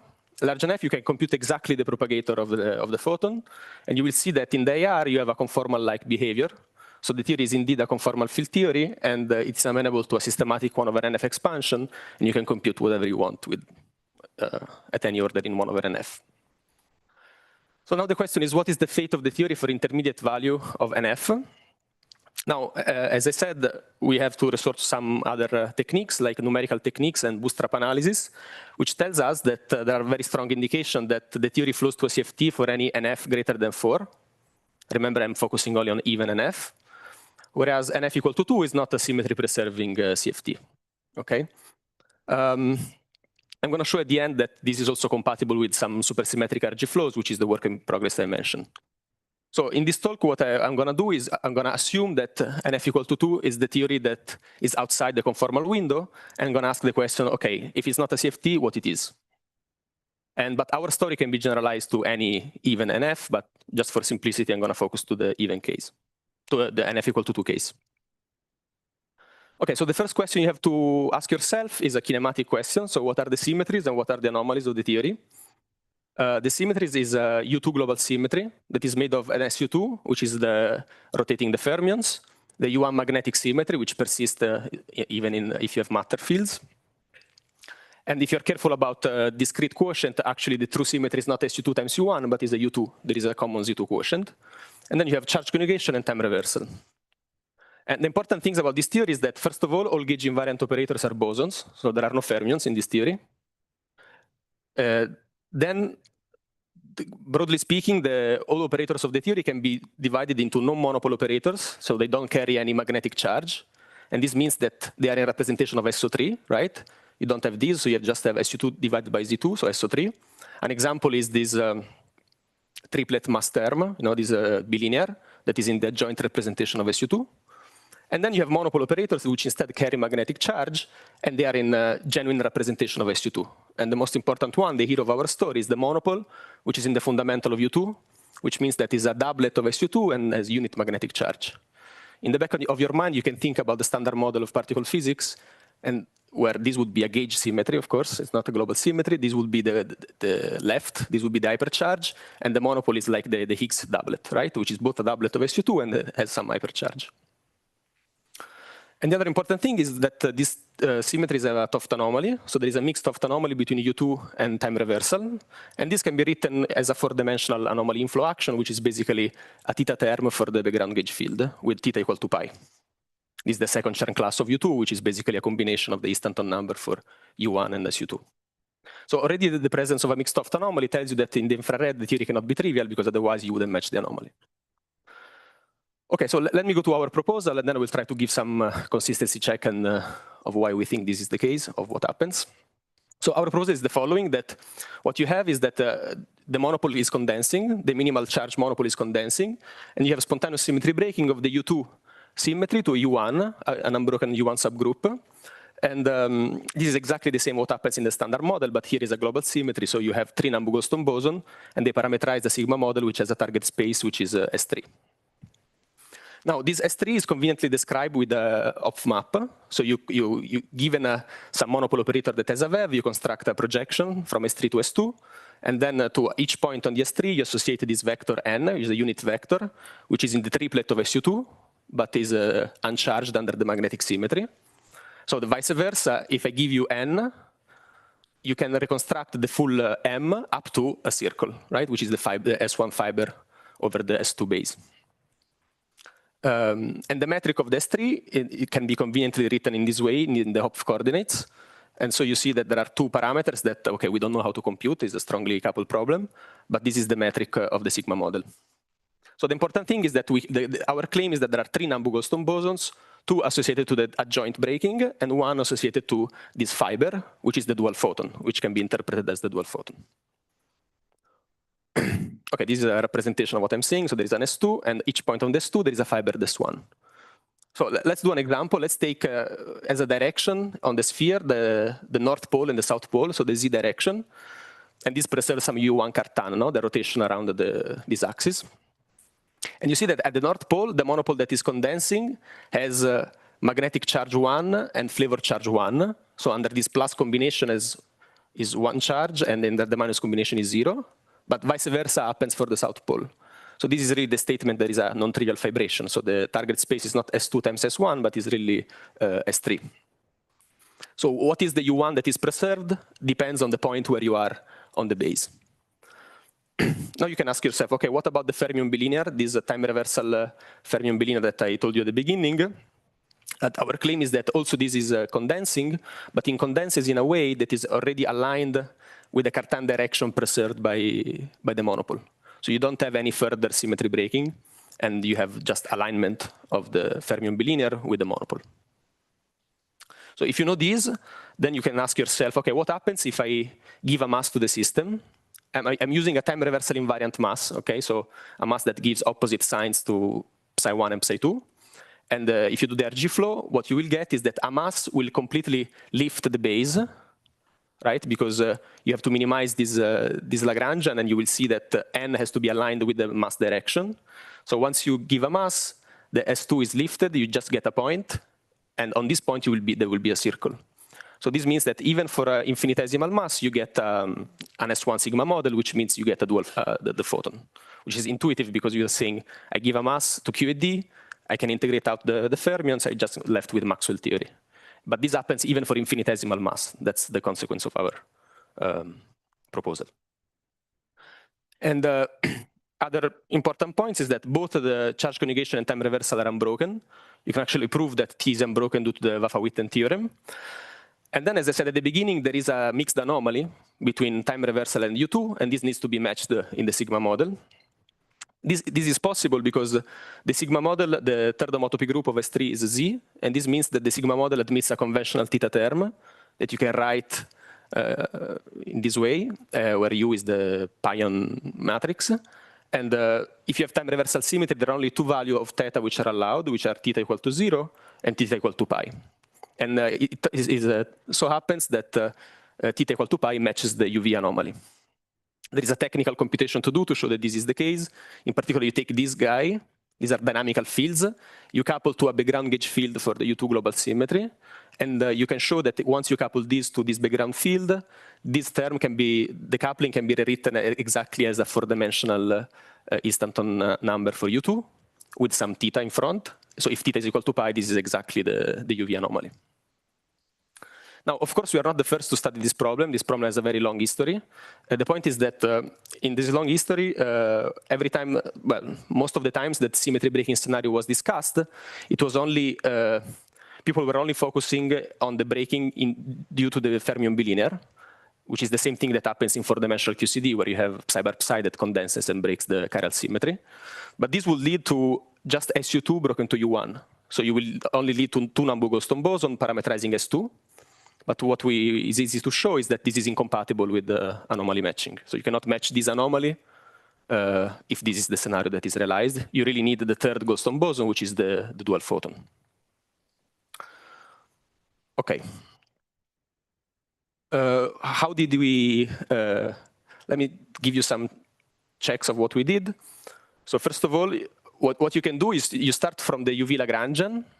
You can couple the UV Lagrangian to some Cartan of the flavor symmetry and some magnetic, the U1 magnetic symmetry, the usual JA coupling. And then you can add a mass that is aligned along this Cartan. In this case, it's just the sigma z, no? Plus m for psi1 and minus m for psi2. And then you can integrate out fermions at very large mass. This is an exact computation because it's perturbation theory. And what you get is that you will get the Maxwell term with some normalized gauge coupling. And then this guy goes through. It is not affected by integrating out fermions because fermions do not carry charge under the magnetic symmetry, but they carry charge under the flavor symmetry. And this will induce a mixed Chern-Simons term between the original gauge field and this background gauge field for the U1 symmetry. And this term depends on the sign of the mass. So this is the low energy Lagrangian, and you see that this Lagrangian is telling you what is the charge of the monopole that is condensing, because the monopole is just a flux for this guy. So if M is positive, the monopole that is condensing has +1 charge under the magnetic and +1 charge under the flavor. If this is negative, then it has +1 under the magnetic and -1 under the flavor. And this is exactly the same pattern of breaking that I was describing before in the small mass regime. So the most economical scenario is that the large mass and the small mass regimes are continuously connected. And in this case, this exact computation is matched by our proposal at small mass.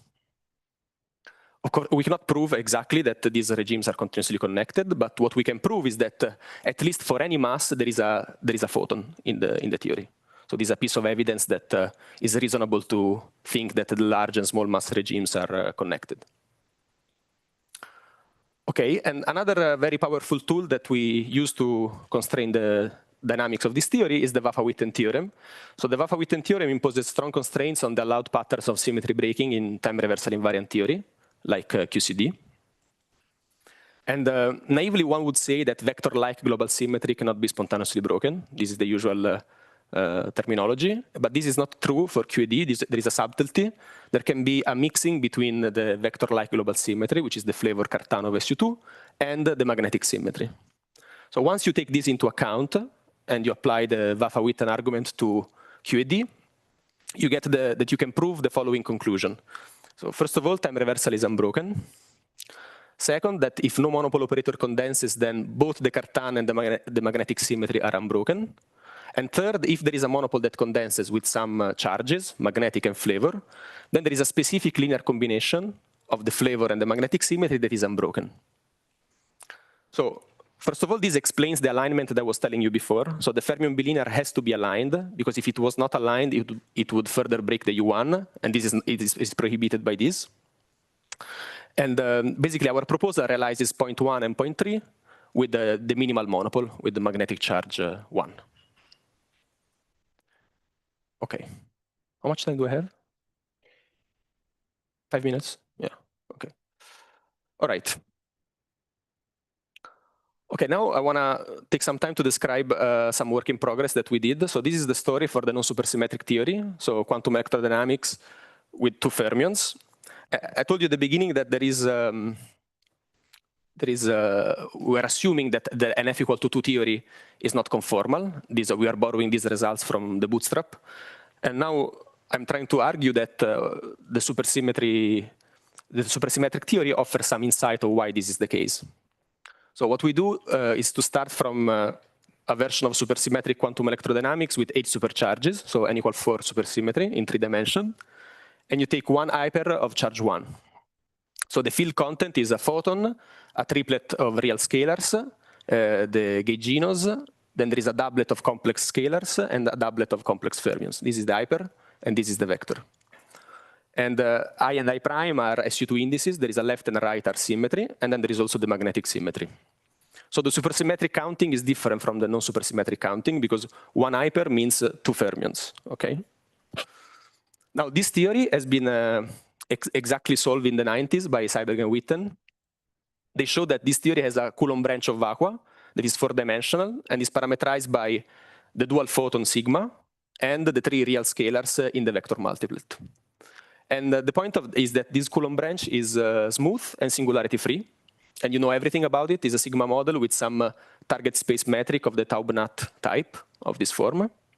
Right, so it's written in terms of the coordinates phi1, phi2, phi3, and the dual photon. And there is, you see, there is the vibration here. And V of R is some corrected gauge coupling. Now, by mirror symmetry, this Coulomb branch can be dualized to the theory of a free twisted hypermultiplet. Twisted just means that while the ordinary hypermultiplet, the boson is a doublet of the right symmetry and the fermion is a doublet of the left symmetry. Twisted is the opposite, so the boson is a doublet of the left symmetry and the fermion is a doublet of the right symmetry. But this boson is nothing but the monopole operators, because you can compute the charge of this guy and it's just the monopole. So this means that the Coulomb branch can be equivalently described by, parameterized by the VEV of the monopole operators. So if you are anywhere on the Coulomb branch, the monopole is getting a VEV. If you are at the origin, the symmetry is unbroken. So the symmetry acting on the Coulomb branch is really only the U2, only left and magnetic. There is no trace of the R symmetry. And this is the same symmetry of QED3 that I was describing before. Okay, so this is the supersymmetric theory that has a flat direction. Now I want to break supersymmetry. So I break supersymmetry by deforming the theory to give mass to everything, the scalars, the photinos, and the complex scalars, but not to the gauge field and the fermions. But I don't do this randomly. I do this by using components of multiplets that can be reliably tracked in the AR. For instance, using the components of the stress tensor multiplets. And this is a procedure putting forward by Clay Cordova and Thomas Dumitrescu by thinking in four-dimensional adjoint QCD. So you use protected multiplets, and using protected multiplets, you give mass to everything but these guys. So this means that you take the UV Lagrangian, you add the deformation, and the theory flows to the theory that we want. It flows to non-supersymmetric QED with two fermions. It's the only thing that remains massless. But now you can track this deformation to the IR. So you do this tracking because you're using a protected multiplet. And in the IR, it turns out that this deformation switches on a non-trivial scalar potential on the Coulomb branch. So the Coulomb branch is not flat direction anymore, but part of it is lifted. So you do the computation and you get that the minimum of the scalar potential is at some value of R, which is non-zero. What does it mean? It means, first of all, that the global symmetry is broken, because only the origin of the Coulomb branch is where you have unbroken global symmetry. Then the target space metric is what? Is a foliation of this space at R equal to constant. But this is exactly an S3 sigma model with the vibration. And you recover the U2 broken to U1 exactly via the monopole condensation, because the point on the Coulomb branch are parameterized by monopole VEV.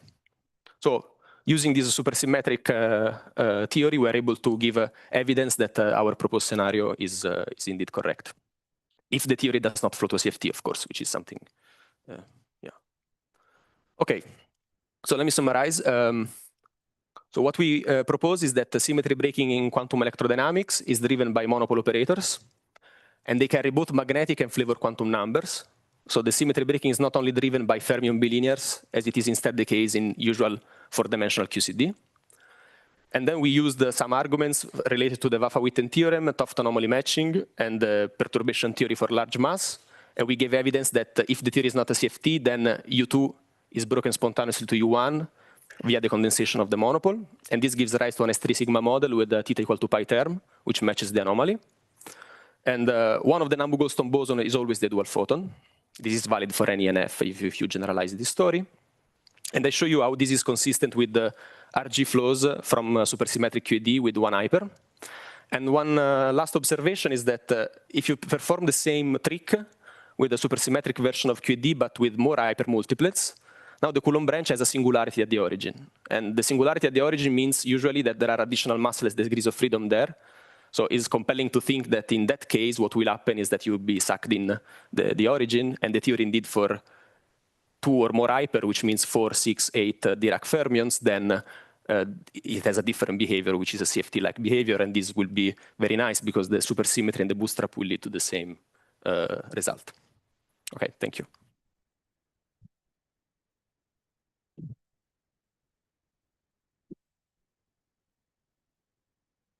Question, Elias?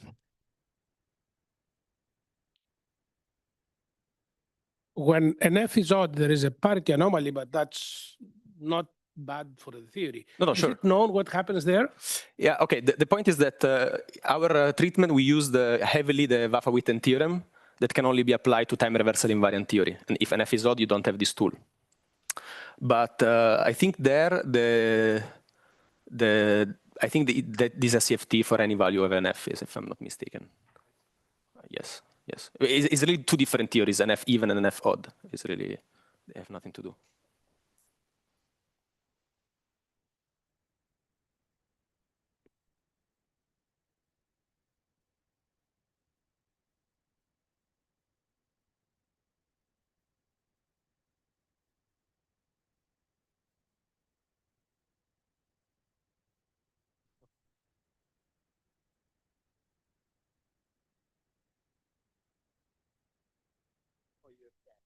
Yeah.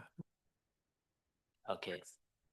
You mentioned previously people only consider the symmetry breaking induced by the fermion bilinears. Yes. And then they miss one Nambu-Goldstone boson. Yes. So what's the logic there? Like by omitting one possible other parameters, we. Like, so here, yeah, the people were motivated in. Well, there was the idea that fermion bilinears were responsible for symmetry breaking. Yeah. And since time reversal has to be preserved, you cannot have a condensation of the singlet of psi bar psi. Okay. You have to have a condensation of the triplet, right? Psi bar, sigma, psi. But this will be like, it's like Georgi Glassio, no? You have a field in the adjoint and the SU2 is broken to U1 and this is two Nambu-Goldstone boson. Yeah, okay. And this was motivated by the fact because this operator is time reversal invariant.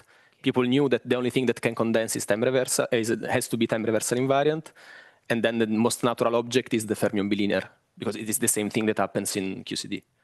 By the way, can I also ask about terminology? Why is it called dual photon, the Nambu-Goldstone boson? Well, because the third Nambu-Goldstone boson, okay, good.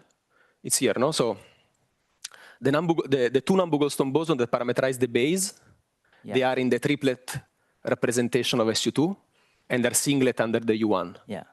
Then, so I give you N. Once I give you N, what is M? Well, it's not enough that I tell you where I am on the base. I have to tell you where I am on the circle. But this circle is charged under magnetic symmetry. Okay. And the photon is exactly the Goldstone boson for this breaking, for this sigma model. Yeah. So the fiber is exactly the dual photon. Okay, thank you.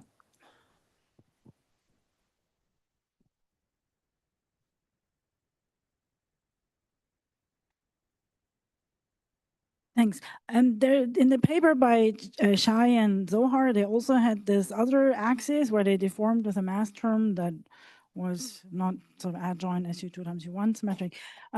Does your SUSY analysis say anything about that? Can you extend in that direction? Yeah, that's a good question. So, but that is interesting, like phase transition to gap phase and some 04 point. Yeah, you see, the problem is, okay, for the SUSY, we're trying to do this.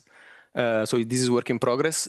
I can tell you the difficulty is that once you allow yourself to break time reversal, which is what they did because they are adding the singlet mass, it's very difficult to claim that the theory exactly flows to what you want, right? Because here I'm giving a time reversal invariant mass to these guys. And so I managed to preserve this.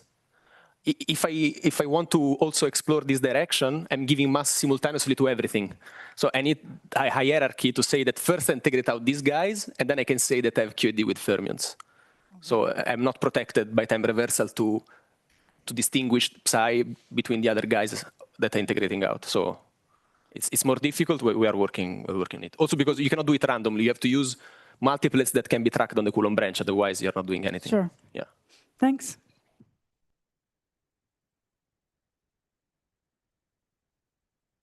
Well, if there are no further questions, let's thank our